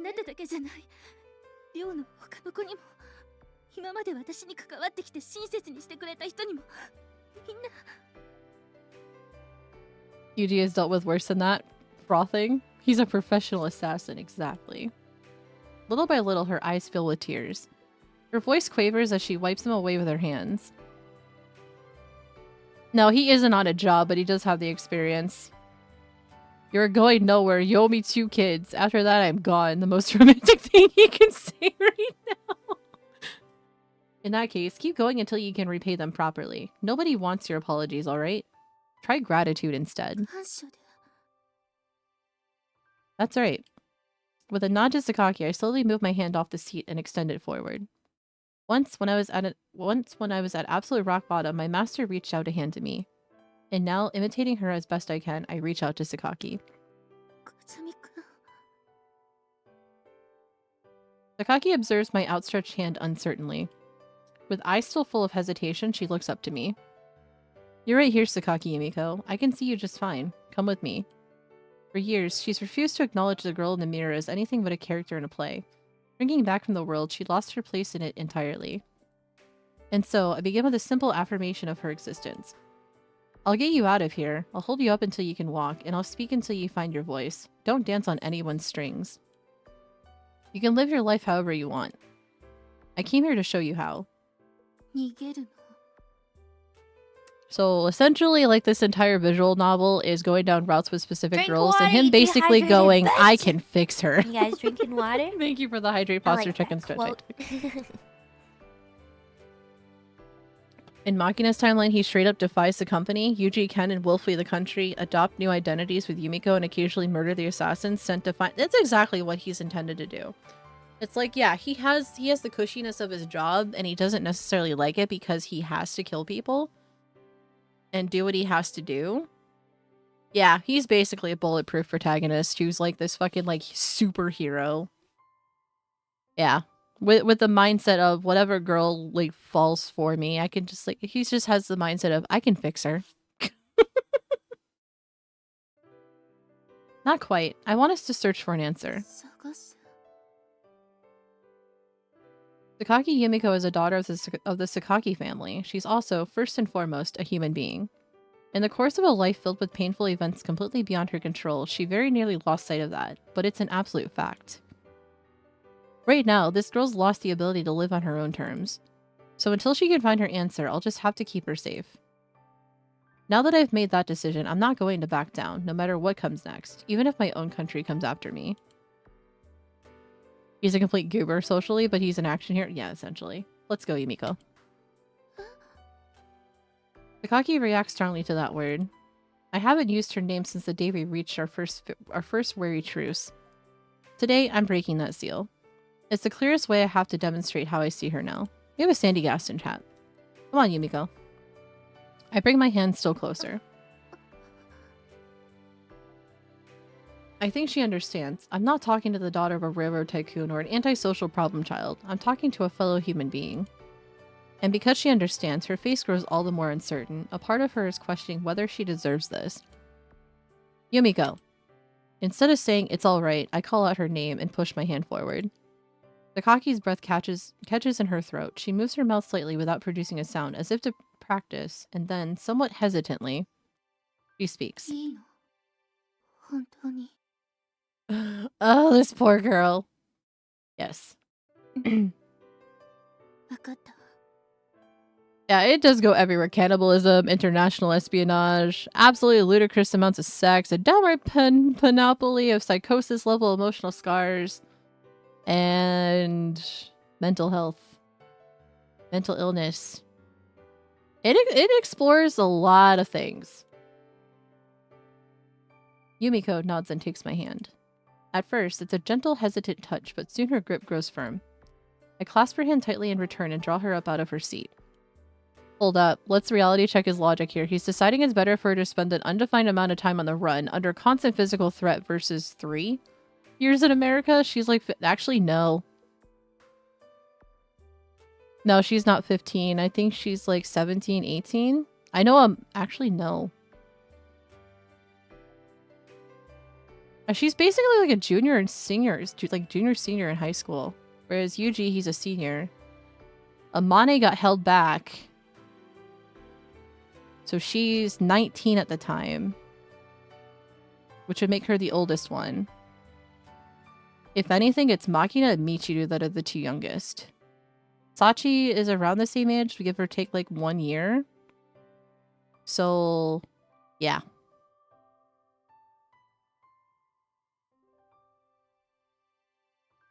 Wait, incest? What do you mean incest? No. There'll be others coming soon. We need to hurry. Yeah, no time for sentiments. We gotta get the fuck out of here. Leading her by the hand, I exit the plane by the escape chute. A quick glance around suggests no one's pursuing us yet. Still, I leave at a run, pulling Yumiko along behind me. Yeah, so technically she's 17, almost 18. It's the first time I've ever really held the girl's hand. It feels slender in mine, surprisingly small. From now on, I'll have to lead Yumiko safely forward, shielding her from danger. This would be sent to America for college, and however much finishing school is necessary to break her spirit into being a good girl. Exactly. That's essentially what her father wants, because, like I said, like back then, in the past, like we did last stream with her past in itself, with like all the trauma that enveloped with it. Her mom married her father out of necessity for the family because they had a failing company, and it was just like, it was a forced marriage. So she ended up giving birth to Yumiko, which was disappointing because she wanted a boy. So that way they could inherit the company and everything else that you know, involves with that. Wow, fucking Christ, Legend, why do you do this to me? Well, I have hot sauce to eat now. Hi, Legend, I'm flipping you off, you just can't see it right now. Yeah, how you like that? How are you doing? Please, no dragon's breath. No dragon's breath! Oh, thank God it's original again. Oh, thank God. Legend has been here for a while. He has been here for a long time. 2 years and 8 months.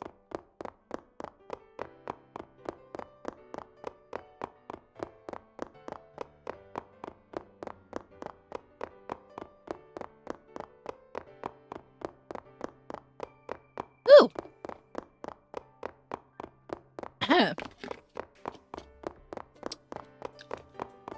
Kind of tangy with the original, but it's not spicy. Well, I mean, it is spicy, but it's not super spicy. My stomach can handle it. Yuji also 17, Amane 18. Are you actually looking up their ages? So yeah, Michiru and Makina being the youngest ones. Yeah, it was gonna say Michiru, Makina, and Asachi being the youngest. It's a serious responsibility. I knew that from the start, but right now it feels terribly real. Silverlark or Shauna deposited me here? Oh my goodness. Having someone to protect really weighs you down, Asako. Was it like this for my master when she pulled me along all those years ago? Right now, Yumiko's small hand feels unbelievably heavy. You can blame them. I mean, is it really that bad? Can a piece of trash like me really carry this kind of weight? I can feel doubt oozing out of me like sweat. It's not terrible. That's no good. Hey, listen. I don't remember who deposited me here, but Mandel still can't get rid of me. I too- you- like, a majority of you are actually deposited here. Could use more snacks and cushions. I mean, you have the comforts of the basement. It's in another, like... There's a basement with endless supplies of nuggies and tendies. All the sauces you could ask for. Enjoy. It'll only make Yumiko and easy if I start brooding. We have an ad break here in about 2 minutes and 20 seconds. But that involves moving. I don't want- it's so far. Shaking my head a little, I resettled my hand around hers. Lady deposited me here. I have no idea how I found her. Tight grip so that it can't slip away. Beyond the quickly parting clouds, I can see the sky gradually turning to red. Night will be here before long. Listen, listen. Whether you've been deposited here or found my channel naturally, I appreciate you all being here. I really do. Especially since you guys, like, show up consistently. I appreciate everybody who's here. I really do. A field of white stretches out endlessly before me. It's such a pure and brilliant light that it seems like my fingers will melt away if I reach out to touch it. What am I getting bonked for? There's only violence! Oh my gosh. But that's not really an option in the first place. My body feels like it's buried under layers of mud. Even the slightest movement is frustratingly difficult. It takes all my effort just to lift my hand a fraction of an inch. Who's there? I can hear a voice at my ear. No, maybe it's coming from inside my ear itself? I can't even tell. It's a woman's voice. Not particularly gentle, but very familiar. Is she speaking a name? Telling me something? I want to know, but the words fade in and out of audibility. Slippery and evasive. I forgot about the drop game.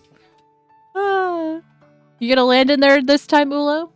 My hand finally moves. I grope around above my chest, trying to grab a hold of the voice. Speak more clearly. I want to hear what that voice is trying to tell me. I want to know where this strange nostalgia is coming from.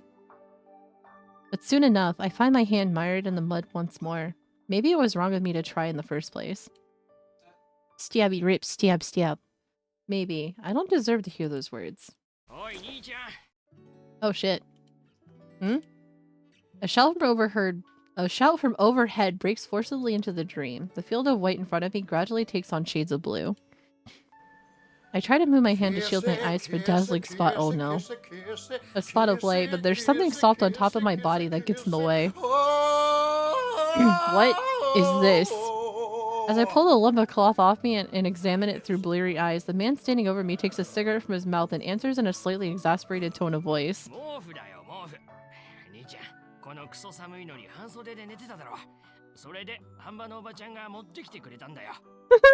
Alright, we have an ad break starting here, so we're gonna pop on over to our BRB screen for a couple of minutes while the ads run. I highly implore everybody else to get up, stretch, hydrate, get a snack, take your meds, do what you need to for self-care, and we'll be back in a couple of minutes. I need to grab some more water myself because I just realized I was out, so enjoy some words on stream and we'll be back shortly.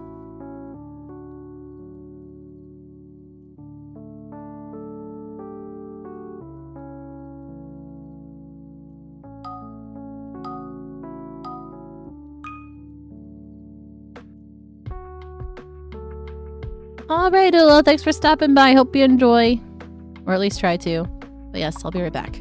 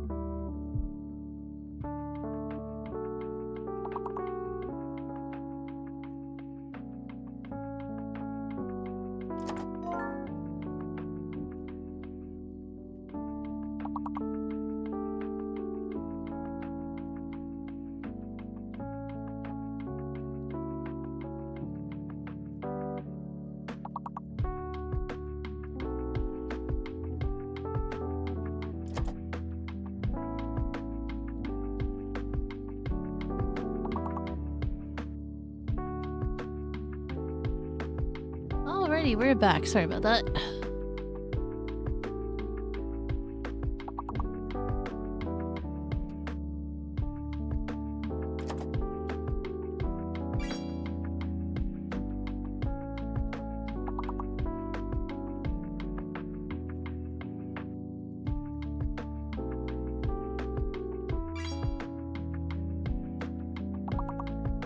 Oh, this dog.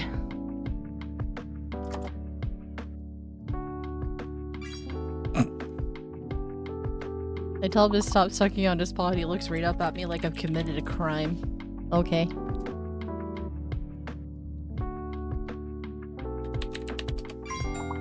Moral. Why are we apologizing, Dad? You have no reason to say sorry. Wow, it's already after 5. I hate this. It's already dark. I don't like it.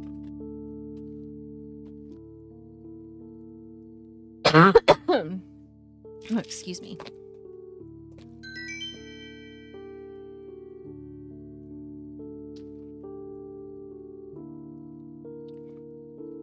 Okay, let's go ahead and turn off autopilot. We'll jump back on over here.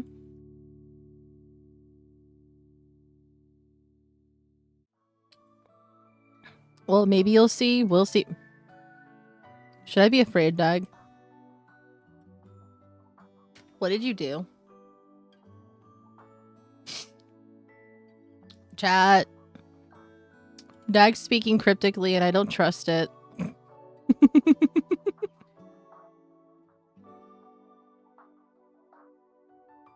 Oh, my webcam froze. How convenient. I just noticed it. Come on. Can we pick up the tracking? There we go. Literally just like side-eyeing you all. You're awfully sus over here. Okay, so Yuji was dreaming and he passed out in the cold. And he got covered up with a blanket by an old woman. Gotcha. I see. It is a bit chilly, I guess. The sun's certainly bright enough, but the air's far from warm. My sleep-fogged mind takes a few seconds to recall the date and my current situation. It's November. Having lost my previous occupation several months ago, I'm lying on the ground outside my new workplace, apparently at the end of a brief nap. What? Well, that's quite the time skip, considering.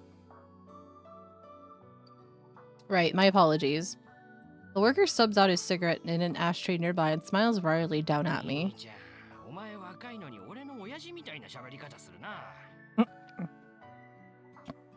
That a fact? I'm not really doing it on purpose.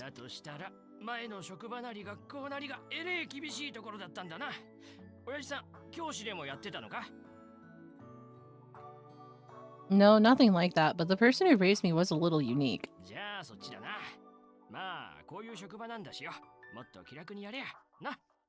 VG, I've only attempted Glenn twice, and I got murdered. Thumping a hand onto my shoulder, the man shakes me back and forth in what's presumably intended to be a friendly gesture. Welcome back, High Tech. Right, my apologies.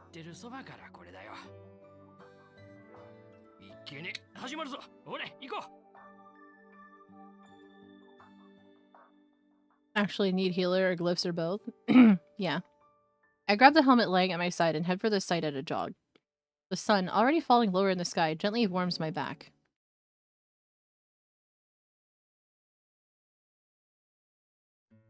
In television dramas and such, fugitives on the run from something or other often head straight for the sleepiest stretch of countryside they can find. The basic idea is that less people means less opportunities for someone to see you, but...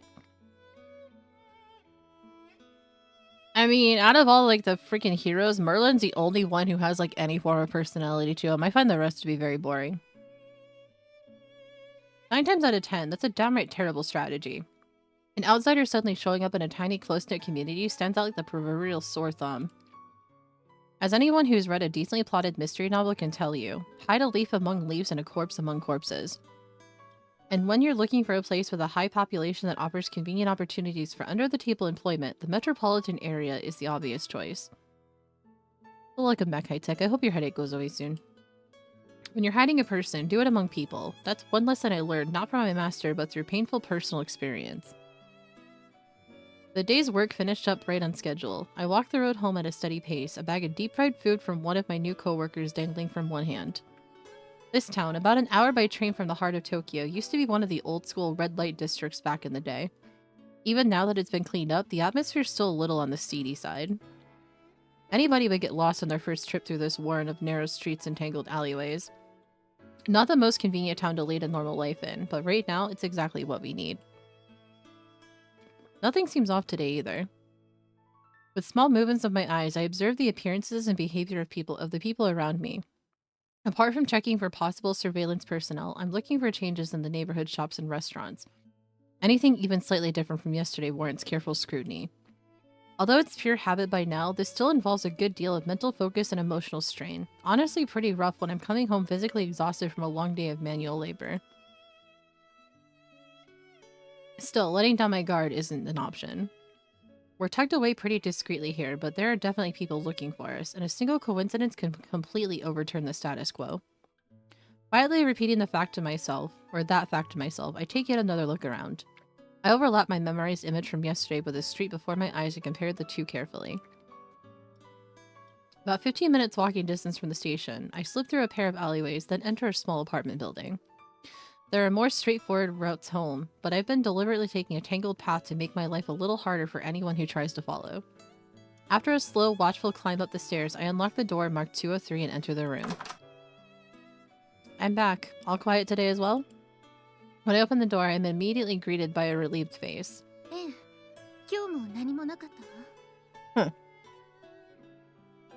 Confirming that Yumiko's present and well, I finally allow myself to relax a little.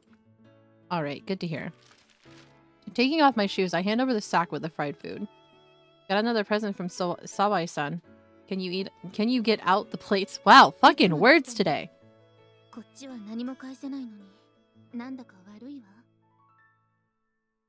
Well, as far as they know, I'm living alone, and I don't eat that much at lunch. Guess they're a little worried about my diet.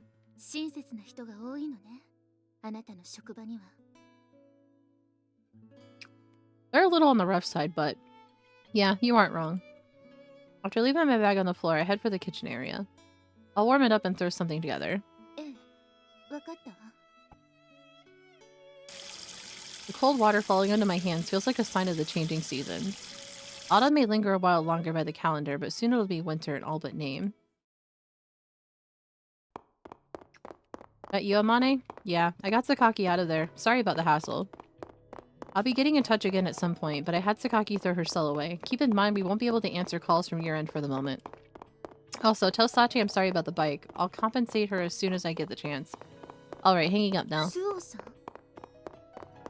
Yeah, the others made some real contributions to the rescue operation. Ways we can tell this story is a fantasy. You can afford an apartment working in I know, right? Right? It's like, imagine being able to live in a city like that. This isn't the time to be feeling guilty. For the moment, let's just focus on getting ourselves somewhere where they can't track us down. I've made some preparations for a rainy day scenario. We'll stop by there first. Still pulling Yumiko along, I looked over to meet her eyes. Don't worry, it's going to be alright, trust me. I make $34 an hour and I'm legit priced out of county. It sucks. It's like that everywhere. She answered while squeezing my hand powerfully in hers.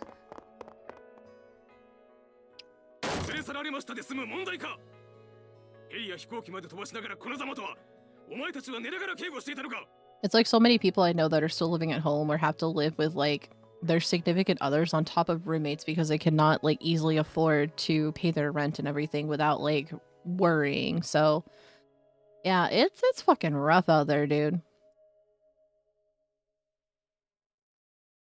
I have no idea, VG. あの男がまさかあんな想定外の行動に出るとは思わず。その想定外に備えるのがお前たちの仕事だろうが。もういい。さっさと探しに行け。死ぬ気で行け。God damn, he's big mad.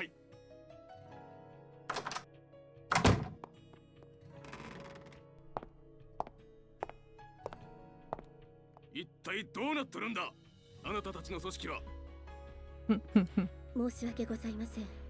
当該の件につきましては、現在こちらも全力で対応に当たっております。 I just technically moved back home. My folks have a 2-bedroom apartment over Dad's workshop that they haven't rented out for years because of some nonsense. I paid Dad 50 grand and bought the place. I mean, hey, nothing wrong with that. Not only that, but it gives you your privacy, but it also allows you to be able to spend time with your parents too when you have the capabilities and willingness to do so. That is, a 1-bedroom house in county goes for a 1-bedroom. That's for a fucking 1-bedroom in Seattle. Oh my god, that's fucking crazy.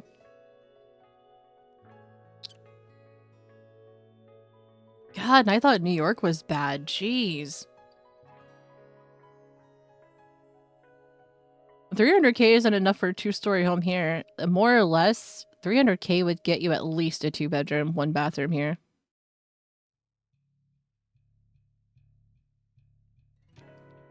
Oh yeah, absolutely. It's like if you have like the sense enough to, well, not sense enough, but if you have like that close relationship with your parents, by all means, if they have that, freaking just like don't worry about it. Do what you need to do for yourself while also being able to spend time with family as well. I'm glad she's in remission though, because stage 4 is freaking scary with any form of cancer, but lymphatic cancer specifically, I'm glad she's in remission. 一つ質問があるのですが、よろしいでしょうか? She did indeed. It's always the stubborn ones, isn't it? なんだね。どうして警察に通報なさらないのでしょうか。これは誘拐事件です。社長なら言うまでもなく警察関係者とのパイプもございます。早期解決を目指すとのことでしたら、私どもの組織や独自ルートに頼らずとも、その方が。Oh, that's really sweet though. Being able to spend that time together and cook dinner for them and just have dinner together sounds like a fun time to spend with your family though. 無理だと知っていて言っているのか。いえ、私には分かりかねます。今は会社にとっても私にと I っても kind of 大 miss 切 doing な that with 時 my 期だ。 grandparents, but they passed 警 away. 察沙汰になれば必ずどこかから話は漏れる。メディアは報道管制で抑えられても妙な噂は立つだろう。 I don't know. Just gotta do your best to just like 困るのだよ。 make the best out of a situation. So I don't know. Yeah. I ended up losing my grandparents and my younger brother passed away last year. It's been a bit of a it's been an experience, but yeah. My grandfather unfortunately ended up passing away from cancer that we had no idea about until after he passed away. We assumed it was because of his Alzheimer's, but it wasn't the case. We literally found out, I think, like less than a week after his passing that he had God, what cancer was it?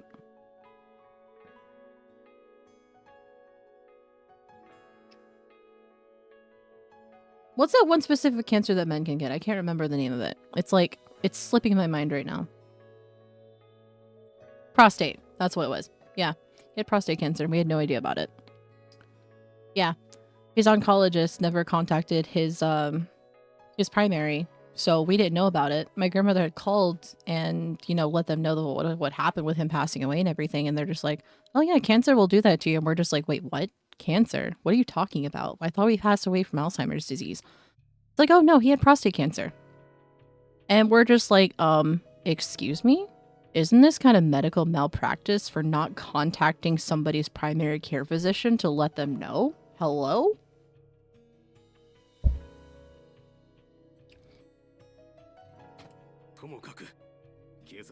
But yeah, it was prostate cancer. At first I was told it was pancreatic, but then I'm just like, that doesn't make any sense. And then we finally got a hold of his records and found that one out. And then my grandmother passed away a little over a year later. And then my brother passed away last year from gastrointestinal issues. At least that's what his records say, but yeah. It's been a lot. しかし、そもそもこれはあなたの部下がやらかした事件だろう。 Bro, you're throwing a fit because you want your daughter freaking locked up in cage so she can inherit your freaking company. Stop being so greedy and let her live her life, damn it. 努力はせんでいい。必要なのは結果だけだ。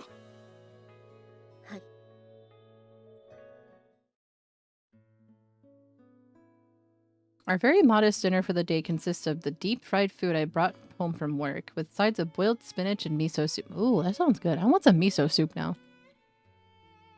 We do have some savings for my rainy day fund, but we can't dip into it carelessly without such an uncertain future ahead of us. Our diet's gotten pretty plain as a result. Not that Yumiko's ever breathed a word of complaint. Right? Like, here's your results. We deny this request. Then again, she was always scarfing down junk food when we were in the dorm, so I guess she's not the pickiest of eaters. You so what soup? Miso soup sounds delicious. これがイカフライね。初めて食べるわ。 Because of daylight savings, I hate the fact that it's after 5 and it's almost dark. It's really screwing with my sleep. And the worst part is just like, whenever DST happens, it takes me until the next cycle to finally get used to the current one, and then it changes all over again. I hate it. I can tell. I do seem to remember Makina telling me something about Yumiko's calamari history, or lack thereof. But I have to say, this is the first time I've seen someone examine a piece of fried squid quite this intently. 食べたことがないって言ったら、寮でバカにされたのよ。 Is that kilowatt? Oh, I don't know how to fucking pronounce this Pokemon name. Why do they make it so confusing to pronounce? God damn. What am I getting bonked for? I didn't do anything wrong. Because the son is like, I'll be over, nya. You be over, nya.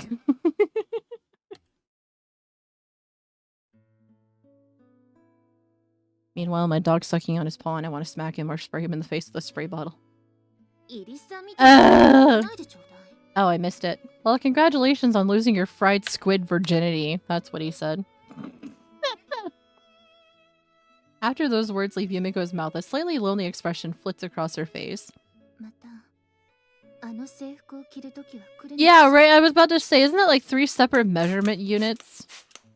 Thanks, legend. Since our arrival here, those flashy school uniforms have naturally remained shut up inside our dressers. No, no, Dag. No, you do not understand.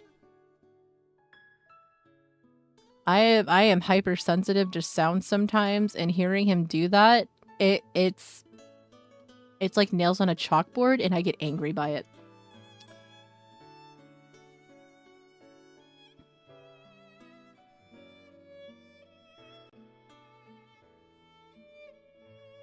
At least it's not making me want to stab a fork through somebody's hand like my cousin used to when he was chewing his food in front of me with his mouth open.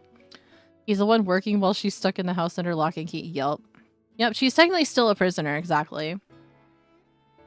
Since our arrival here, those flashy... Oh, wait, I already read that. Never mind. Unless you manage to get back to Mihama Academy someday, I suppose that's where they're going to stay. Do you want to? そうね。似合ってるって言ってもらえた服だし。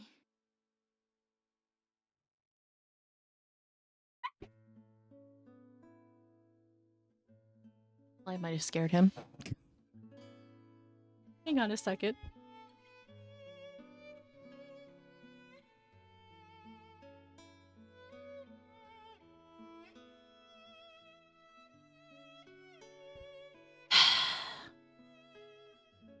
Well, I feel like a terrible human being right now.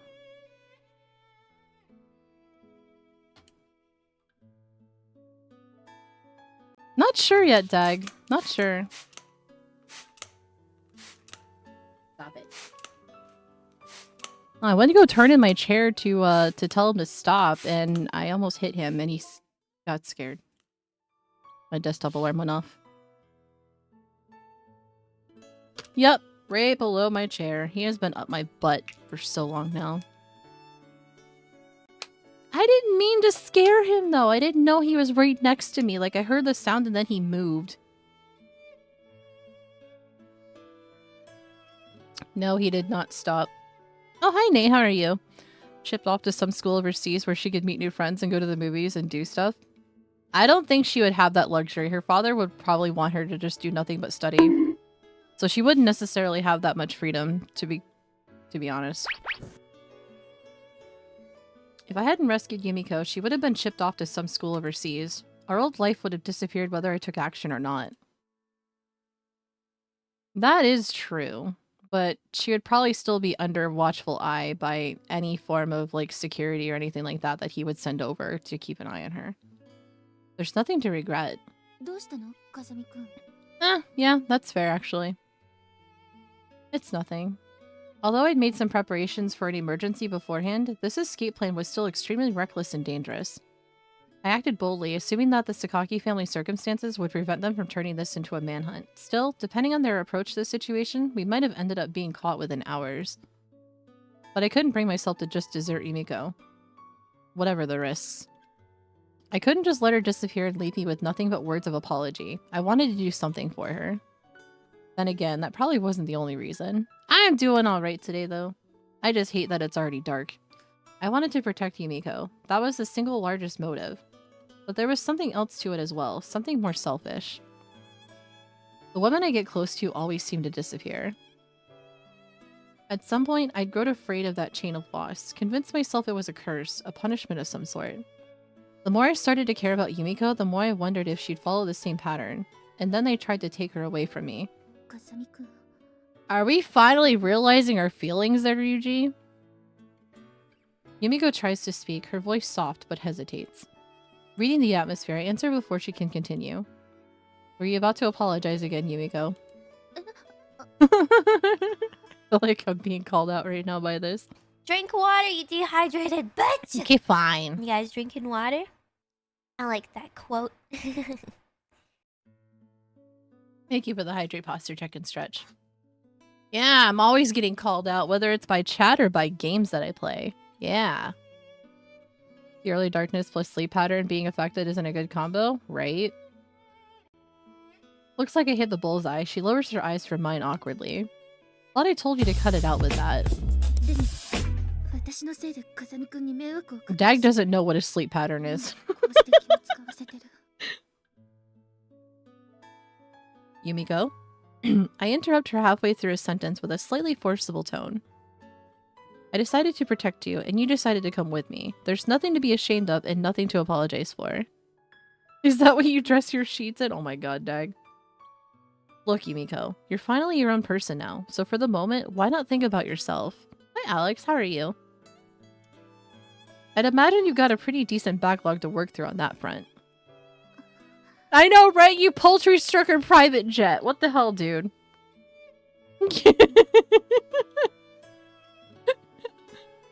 Yes, Alex, you missed the most wonderful and memey part of this freaking route. He literally carjacked someone with them still in the passenger seat, took his frozen turkey and threw it in a private jet to hit the engine to where the jet could no longer take off. A frozen turkey!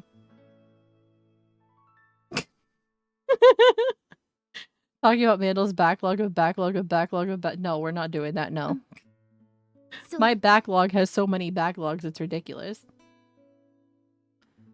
Yumiko nods firmly.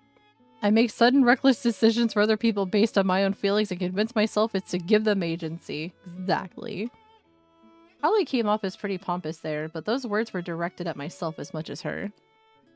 What's driving me forward right now? It's absolutely true that I want to protect Yumiko and do what's best for her. And underneath those clear feelings, there's a number of hazier emotions I don't quite understand myself. You fucking love her, my guy. Just shut up and accept it. No, Mandels. He made him ram his car into the airport fence. Okay, he rammed into the airport fence after he had just gotten the car fixed from a fender bender that he had. He had him driving at Mach speed in order to keep up with the private jet before it could take off. Took his frozen turkey out of the package it was in, held it up high, and threw it into the freaking jet.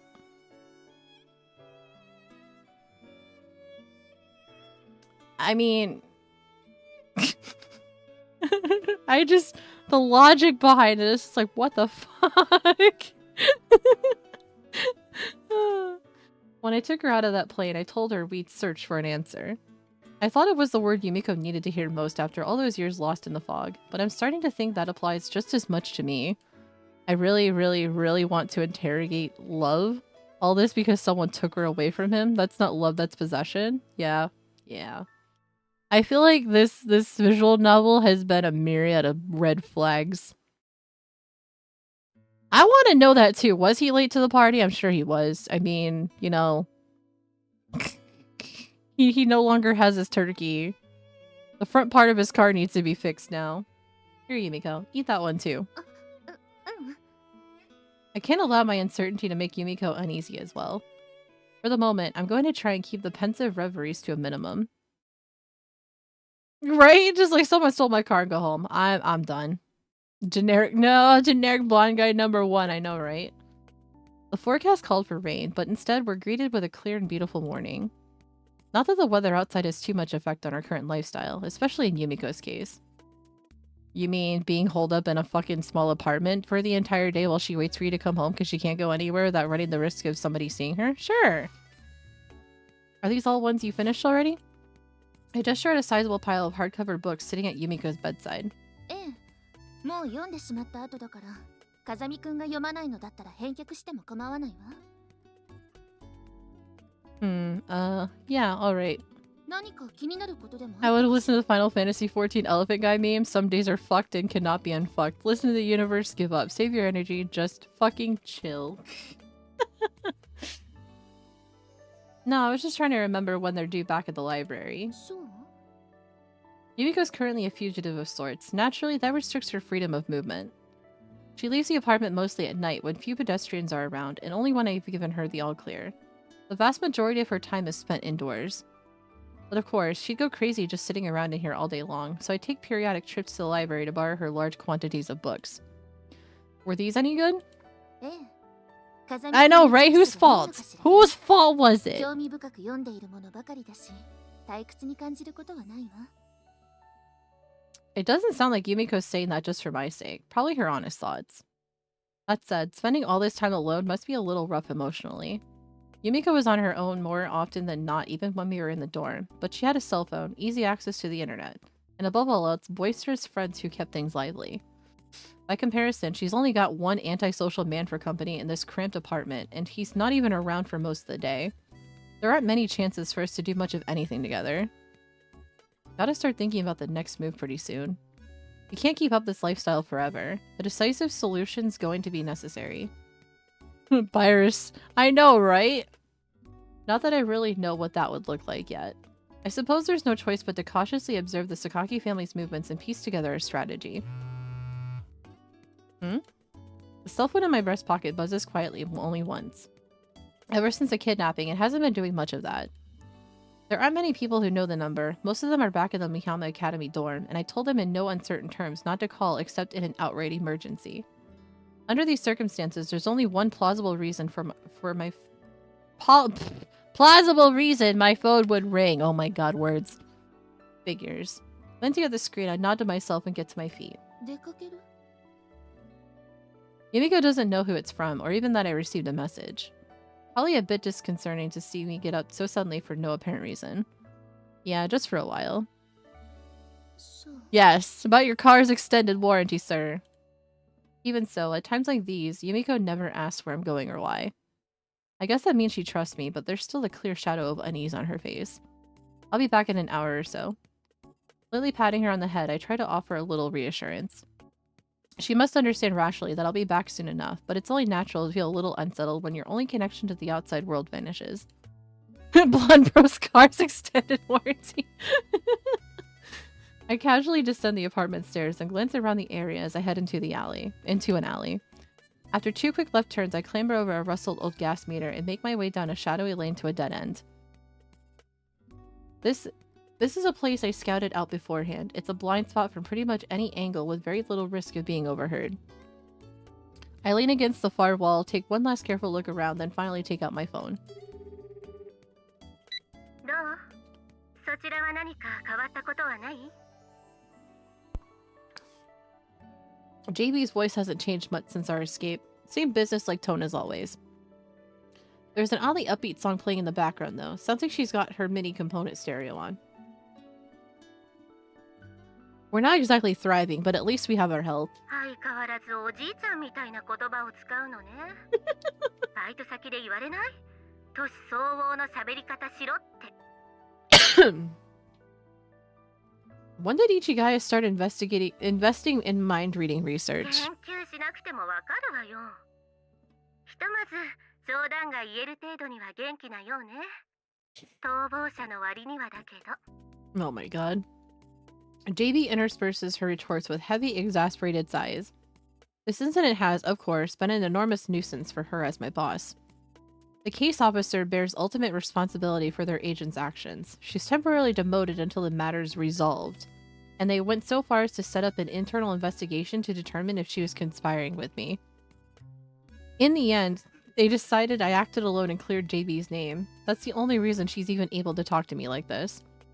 Of course, I'm still using my untraceable phone with its encrypted connection for these chats. To be honest, a few hours of groveling at her feet wouldn't really cut it at this point, but there's no point worrying about paying her back until I stop running up the tab. Yeah, I guess I'm starting to get the hang of this manual labor thing. Anyway, to what do I owe the pleasure? いつも通りよ。風見雄二への説得。いつまでもこんなことを続けていても仕方ないんだから、早く投稿しなさい。それが身のためよ。But turning ourselves in means you win. A tempting suggestion, but unfortunately I'm otherwise engaged at the moment. Should have made your offer earlier. あら、今でも変更は可能よ。キャンセルの手続きは私がしてあげるわ。Sorry, but I'm not a big fan of changing horses midstream. Let's drop the subject, shall we? そういえば、 We have a girder in chat. ユージの部屋にあったサボテン。 Oh, I'm out of balls. そろそろ虫食いにあってもいい頃合いなんだけど、どうなのかしら。The cactus, huh? どうしたの？ Nothing. Leave the cactus alone. I'm pretty sure it's insect-free. はい、了解。さっきの件、心変わりするようならいつでも連絡してね。それじゃ。 JB promptly hangs up on me in typically efficient style. I flip the cell phone shut. No movements at present, eh? The main meaning of that formulaic conversation lay in the music playing in the background. We have a simple system where the genre of song communicates some basic information. Today, it was a bossa nova Hawaiian beat arrangement, meaning Ichigaya's searches continue with no apparent progress. No imminent threats, but we can't let our guard down. Now that her name's been cleared, she's probably no longer under surveillance, but JB's a straight-laced military type with a powerful respect for authority. She's not capable of casually leaking me detailed information. So instead, she gives me small hints using this sort of indirect method. I really am due for one hell of a marathon groveling session when this is all over. Seriously though, JB, what kind of a question was that? Her casual query about my cactus at the end there took me by surprise. I've never owned such a plant in my life. It was a clear reference to the prickly individual currently sharing my room. And as for worm-eaten, that should probably go without saying. Well, guess it wouldn't be too strange to interpret it that way. The obvious answer, since we're talking bulletproof protagonists and shadow corporations so powerful laws just don't exist. Take the other 3 friends from the academy prisoner and make it clear they won't see light of day until the hostage is returned? Oh my god. Ray! Why? God damn it, not gonna end my sentences in uwu for 5 minutes, uwu. I am so sorry about the cringe here, uwu. Oh, look, it's a mirror, uwu. Whatever the circumstances may be, I'm a man and Yumiko's a woman, uwu. We ran away hand in hand, uwu. We're living together, uwu. It's not hard to see why someone might imagine something along those lines, uwu. I hear uwu when I arrive, uwu. For a woman of JB's age and personality, it probably seems like the natural assumption to make, uwu. Still, the fact of the matter is nothing's happened between us, uwu. It's questionable whether Yumiko's interested in being eaten by anyone, and more fundamentally, I don't have a clear sense of how she feels about me, uwu. Yuji and his lady can live their quiet, happy life on the run, but their friends are locked away in a hole because of it, uwu. Oh my god, uwu. At the very least, I think she trusts me, uwu. Thanks to JB's unnecessary prying, I've got a new question weighing slightly on my mind, uwu. Mandals, uwu. God damn it, legend, uwu. The room's silent except for the irregular clacking of our chopsticks, uwu. Yumiko's never been the type to chatter on and on while she eats, uwu. In fact, she seems to make an effort to be as quiet as possible at the table, uwu. Probably has something to do with that good breeding of hers, Uwu. Don't forget to take your meds, Uwu. Uwu. I already took my meds, Uwu. Hold up. If we get Madels to only speak in one-word sentences, we can force a 50% Uwu ratio, Uwu. Oh my god, Uwu. Why, Uwu? Why would you do this, Uwu? I tend not to talk too much during meals myself, but today my silence is deliberate, Uwu. In other words, instead of trying to make conversation, I'm focusing my thoughts on the matter from this afternoon, Uwu. Uwu, Uwu, Uwu. What exactly does Yumiko think of me, Uwu? It's like something a middle schooler would be worrying about, Uwu. That said, considering our very intimate living circumstances, the presence or absence of romantic feelings is a serious matter, Uwu. If I jump to a mistaken conclusion, I could end up making Yumiko deeply uncomfortable in the one refuge she has left, Uwu. I need to proceed very carefully, Uwu. Drink water, you dehydrated bitch! I don't want it, You guys Uwu. drinking water? I like that quote. Thank you for the hydrate posture check and stretch, Uwu. What's up, loins, Uwu?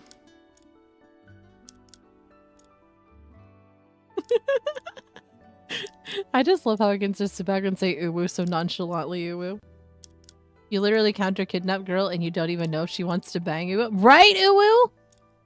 I mean, we already know that she likes him, Uwu, but Yuji, he's slow, Uwu. Still, guess it couldn't hurt to ask, Uwu. There's something I've been wondering about that seems tangentially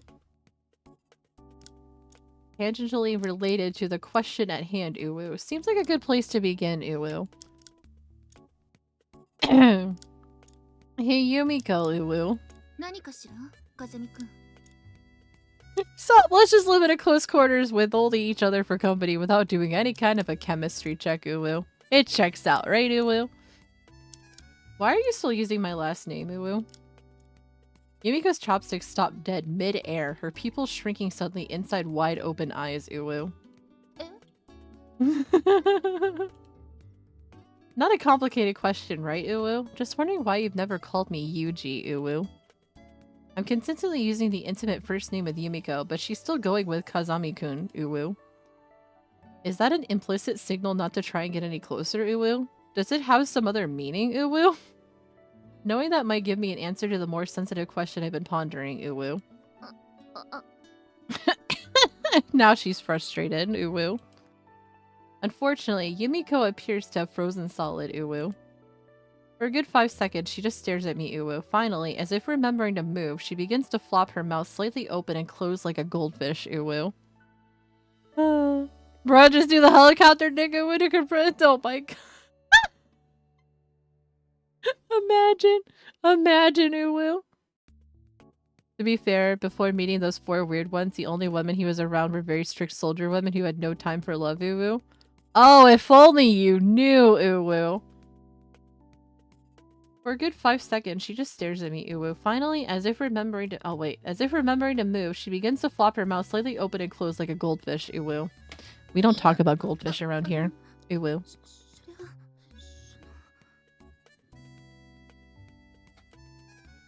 The words that finally emerge from her mouth are far from the conclusive reply I was hoping for, Uwu. なんというかまだというか Yay, no more Uwus! What do you mean not quite ready? You've been living under the same fucking roof for how many months now? Staring down at her omelet as she pokes at it with her chopsticks, she mumbles vague non-answers. でもどうしてあなたは急にそんなことを聞いたの Yumiko abruptly pivots to a question of her own in an attempt to regain control of the conversation. Being honest with her at this point would probably be a mistake. No reason in particular, just a little curious. We don't talk about goldfish around here when Sammy isn't here to tell the story. You mean— God damn it, Legend, no! I mean, I was the one telling the story, okay? It's just— yeah, about that. God damn it. What's wrong? Were you expecting something else? いえ、別にそうではないわ。いつもそうよね。No goldfish here. Yumiko's slightly flushed face pulls back to its original distance, her expression changing to one of restrained anger. The omelet she was fiddling with has been thoroughly dissected into a few miserable yellow chunks. And in the end, I didn't even get an answer to my question. That reaction was just too ambiguous. From one angle, it looks like Yumiko is actively hiding romantic feelings for me, but you could also interpret it as an attempt to deflect my interest. She wants your fucking omelet, dude! To be perfectly honest, I'm not the most perceptive man alive when it comes to these matters. Oh, trust me, we fucking know that one, Yuji. We know that one hands down. Analyzing Yumiko's feelings based off that conversation is far beyond my meager capabilities. Quietly slurping down my miso soup, I glance over at the young woman in question. She's still got an irritable expression on her face. I don't quite understand the thought process, but if she's displeased with me for trying to upset the status quo, I guess she isn't interested for the moment. He rolled a nat 0 on perception, exactly.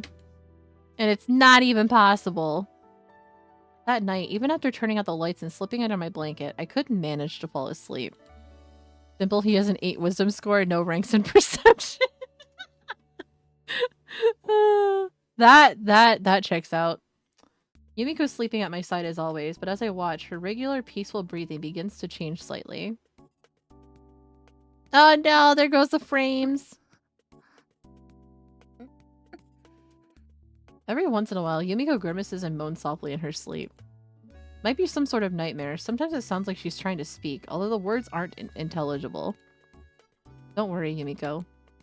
I gently touch her forehead, then stroke my hand up through her hair. I played a few characters with negative perception in Pathfinder 1E. The nat 0 is just so satisfying. Her expression seems to soften a little. Maybe the words brought her some relief. Yay! Your internet's back. Welcome back. My own feelings had been an open question to me for some time, but I also look down at Yumiko's face. I can feel something like an answer emerge. The girl's definitely special to me. That vague desire to keep her safe has grown into something personal and affectionate. But that doesn't mean I'm going to push her to return my feelings. Answering them or ignoring them is just one of the many freedoms Yumiko's finally managed to gain. JB's malicious provocation nearly drove me astray, but originally I hadn't even considered the possibility of making a move. Still, who knows what might happen down the road. I know what happens, I think. If the two of us stay together, I'll probably get an answer to these feelings eventually. I want to put an end to this fugitive lifestyle as soon as possible, but there's no need for us to rush when it comes to figuring out our relationship. We trust each other. That should be enough for now. There's only so much you can do, my guy. But not long thereafter, events took an abrupt and somewhat unexpected turn. Human beings don't act on the basis of reason alone. Soon, I would gain a new appreciation for that undeniable fact. Oh boy, what the hell's gonna happen now? Desires are a natural part of life. Putting aside the basic cravings for food, sleep, and excretion that help keep us alive, there's a whole range of secondary urges that are at least possible to endure. Sexual desire is often called the strongest among these. As a fairly typical example of the male gender, I've got a fair amount of lust to go around myself. My previous employer actually went out of their way to provide us ways to scratch this particular itch. However, when it comes to the female sex drive, my knowledge is somewhat spotty. Yeah, bro, that answer is really simple. One of these times you'll allow her out of the house, she's gonna meet a cute boy dishing out ramen, he's gonna stir her fry. It's long been said that men and women experience the sexual urges that begin with puberty in very different ways. And I've interacted with a number of females who seem, at a glance, completely lacking in such desires. Takaki Yumiko would be one such case in point. Oh, if only you fucking knew, my guy, if only you knew. We've been living in one room for months now, spreading out our bedding only a few feet away from each other. But nonetheless, she's given every indication of viewing me as part of the furniture rather than a member of the opposite sex. I'm sure she's probably thought the opposite, my guy. It had been a long day on the job. After dinner, I went to bed a little earlier than usual. Yumiko didn't have anything in particular to do either, so she climbed into her futon at the same time and soon fell quietly asleep. Can't fall asleep tonight for some reason. I wonder why. It's all that sexual frustration and tension that's been building up there for fucking weeks now, my guy. Although Yumiko's already breathing quietly a few feet away, it's proving very difficult to nod off myself. After a while, I close my eyes and just pretend to sleep. There wasn't really any thought behind that. It's pretty common for me to have trouble sleeping, and sometimes this helps. No reason to disturb Yumiko by tossing and turning around either. I know, right? Please do not do that. But the young woman in question abruptly sits up, pulls back her blanket, and walks quickly off toward the bathroom. Yumiko returns quietly to the bedroom only a minute or so later. I lie quietly, wide awake, waiting for the sound of her slipping back into her futon. Uh-oh. Which doesn't seem to be happening. What's this? For some reason, Yumiko doesn't seem too eager to get back in bed. I open one eye just a crack. She's standing expressionless in between our futons, staring fixedly down at me. Oh no. Oh no! After muttering a question to no one in particular, Yumiko quietly lowers herself to the ground next to me, her legs splaying out to one side. What's this girl thinking? Oh, wait. This is censored. I don't know. I don't know what's happening. I decide to keep breathing softly and allow her to think I'm unconscious. Hypothetically, if she viewed me as an enemy or bore some grudge, this could be interpreted as the preliminary stage of an assassination attempt. Yeah, an assassination on certain things. I mean, what? I'm confident that's not the case right now. Yumiko definitely trusts me. That said, we're talking about a woman who tried to slap me in the face the first day we met and spent a good amount of time attempting to stab me. That's in the past now, but she's definitely prone to expressing herself in violent ways. Just to be on the safe side, I focus my attention on Yumiko without opening my eyes and wait alertly for her next movement. Density of a black hole, right? However, what comes next takes me completely by surprise.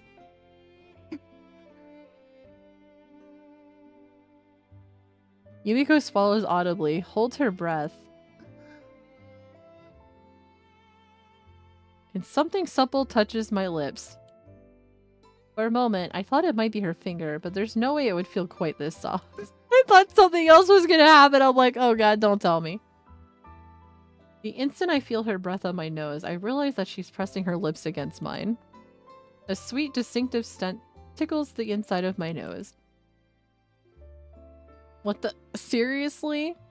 Yeah, this is a censored version, so, yeah, we don't know what to expect from this one. We have a Muna in chat. I don't know what fucking pronunciation. Aw, crap. Unfortunately, I can't keep my lips from twitching a little. Yumiko instantly jerks back. I mean, he's sleeping. He's not dead. Of course he's gonna fucking move. Yumiko stares down at me in an expression of absolute shock. I don't know what she was thinking, but if she's frightened enough to cut things off here, that's fine by me. It'd be a meme if she just decided to spite crop dust him because he just like, right? That's what I was thinking, and I'm just like, don't fucking tell me that's where this is going. Or at least in some way. It still would have been fucking hilarious to see that, though. That would have been... God damn it. It would have been fucking hilarious. Who said he just opens up his eyes and all he just... his face just turns green. He's just like, what the fuck? I thought she was sitting on his face the other way. Hi, I'm a degenerate.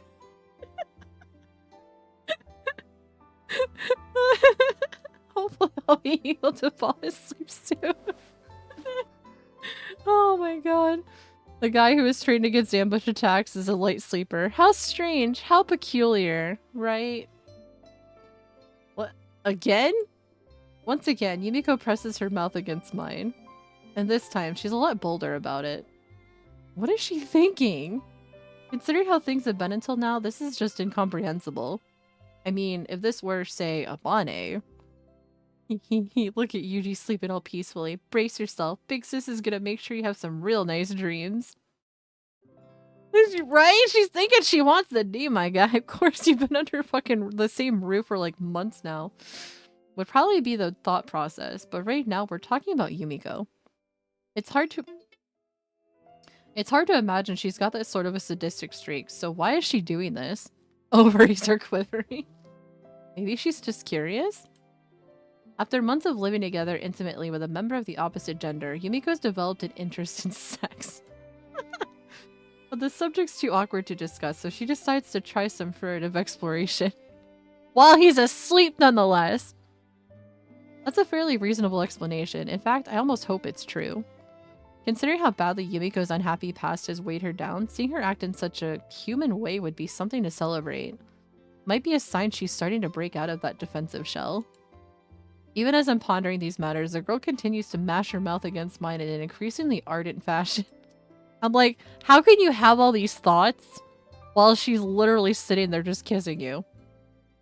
Law and order, right? Guess I've got no choice but to call things to a halt somehow. Dude. Fucking surprise her the same way you did Michiru. Just grab her by the head, open up your fucking eyes, and just like fucking smash into her face. Guess I've got no Yumiko presumably believes I'm asleep and oblivious, but keeping up that charade at this point might give her the wrong idea. Normally speaking, anyone except the deepest of deep sleepers is going to wake up when someone's kissing them this intensely. Feel bad about interrupting, but for her sake and mine, the girl needs to learn that she's playing with fire. Oh, yeah, right. In order to defend my dignity, educate Yumiko, and prevent any unfortunate physical reactions, I reluctantly take action. They'll talk though I loathe kissing. Someone trying to devour my mouth is not it, fam. The body has way more better erogenous zones that aren't full of bacteria. Okay, that's fair. That's fair.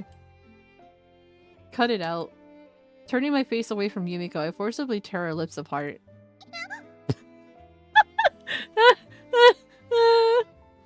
Flinching with shock, Yumiko jumps away from me. Her eyes open to perfect circles as it finally dawns on her that she's taken things too far. Her mouth's trembling uncontrollably. It's a pretty pitiful spectacle. She looks down at me with an uncharacteristic expression of absolute cowed terror, waiting to see how I'll respond to discovering her misdeed. Cut it out. Julia, oh my god, he's pretending to fucking dream. He's pretending to dream about JB. God damn it. Using every ounce of acting ability I possess, I continue mumbling in a sleep-addled voice. I know, what a strange stream. Seriously, Julia, save her for when we're awake, alright? I repeat the name clearly to make sure Yumiko catches it. Hey! Listen! He would obviously dream about frozen turkey. I'm sure he would wanna... you know what? I'm not gonna go any further than that.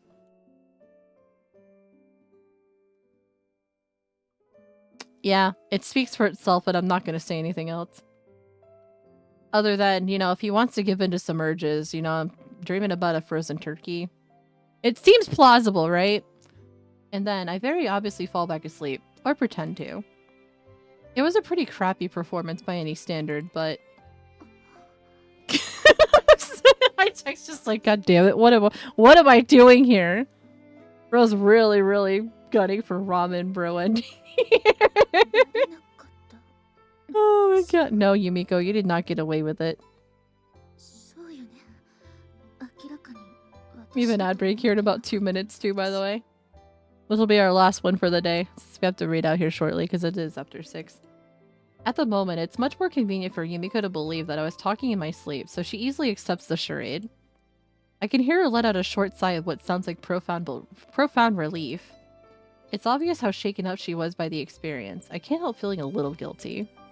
But still, I had no idea Yumiko was interested in this sort of thing. Weisman, come save me, I'm scared. Once again, I reflect on her sudden lapse of judgment. Her previous circumstances were abnormal enough that it wasn't always obvious, but Yumiko has desires like anyone else. Guess it might be time to think about her needs as well. I hear the secrets that you keep while you're talking in your sleep, right? I think this warrants a slight change in the status quo. Tomorrow, I'll find the right moment and bring up the matter openly. No more indirect nosing around. It's a rather, no, an extremely dangerous gamble. But I also stand to gain a clear answer to that unresolved question from a few days ago. Yumiko lets out a sigh overflowing with ennui, then burrows back under the covers of her bed. Oh my god. Sorry, Yumiko. While I'm at it, sorry, Julia. With a few words of apology to my roommate and the long-suffering superior I just slandered unjustly, I returned once again to my feigned sleep. It ain't gonna suck itself, right? Just feeling the puzzling here coming, ain't gonna suck itself. God damn it. The next morning, I wake up as if nothing happened and prepare breakfast for myself and Yumiko. I'm off for work today, so there's no real need to get up at the crack of dawn, but I decided it would be best to create an opportunity for the two of us to talk. God fucking damn it, I can't with the fucking Buzz Lightyear cop. I can't. Yeah, ad started here about you know what? I think this is a good place to stop. We're gonna go ahead and save here. Before ad break runs, I'm gonna find us a raid target. Fucking Buzz Lightyear cup. God damn it, Loins.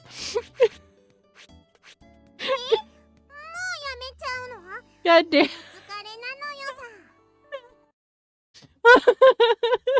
I needed that. Oh my god.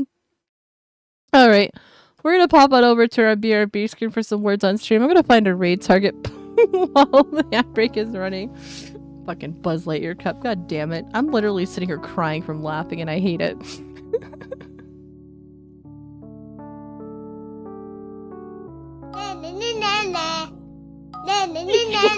Can't save nobody. Hi, Viceman. Oh my god. Oh. Laughing a little hard there. Holy shit.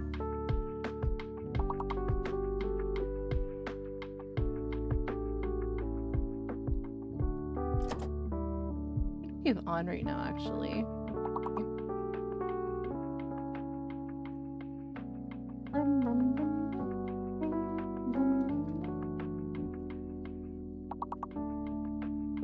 I know who we can say hello to. We can say hello to our friend Peggy Rogers, who's playing some Dead by Daylight right now, I believe. Yeah, she's playing DVD.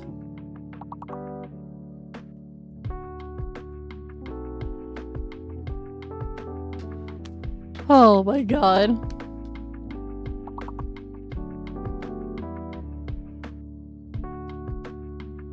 I mean, I can't say anything. We're still on ad break.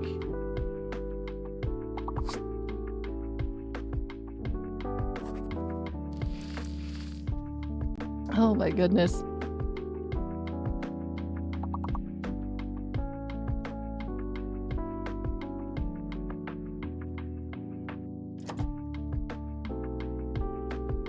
Oh man.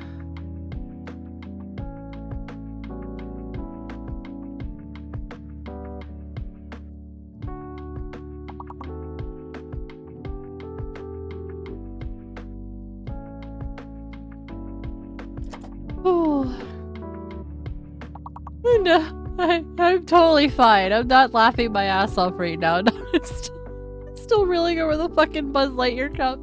God damn it. Oh my god.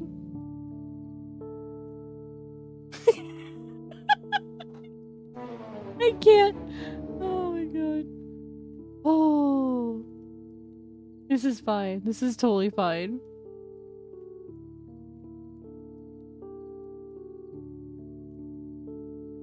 Oh, alright. God damn it, Legend.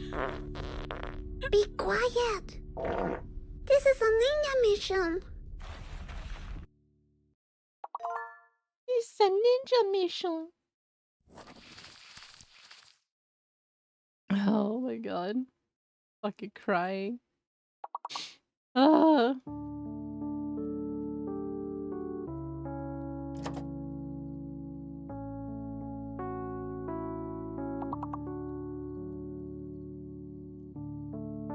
All I know is I'm hungry.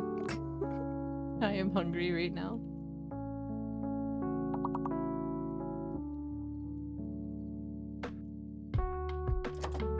I know, right? Laughter's... Well, at least Viceman will be the one that will have to deal with Mandel's cursed thoughts in D&D. Wow. Alright, we are back from ad break. We're gonna go ahead and let this round go through before we go ahead and raid out. We're gonna be seeing our friend Peggy Rogers tonight. We'll get that raid going here once this is over with.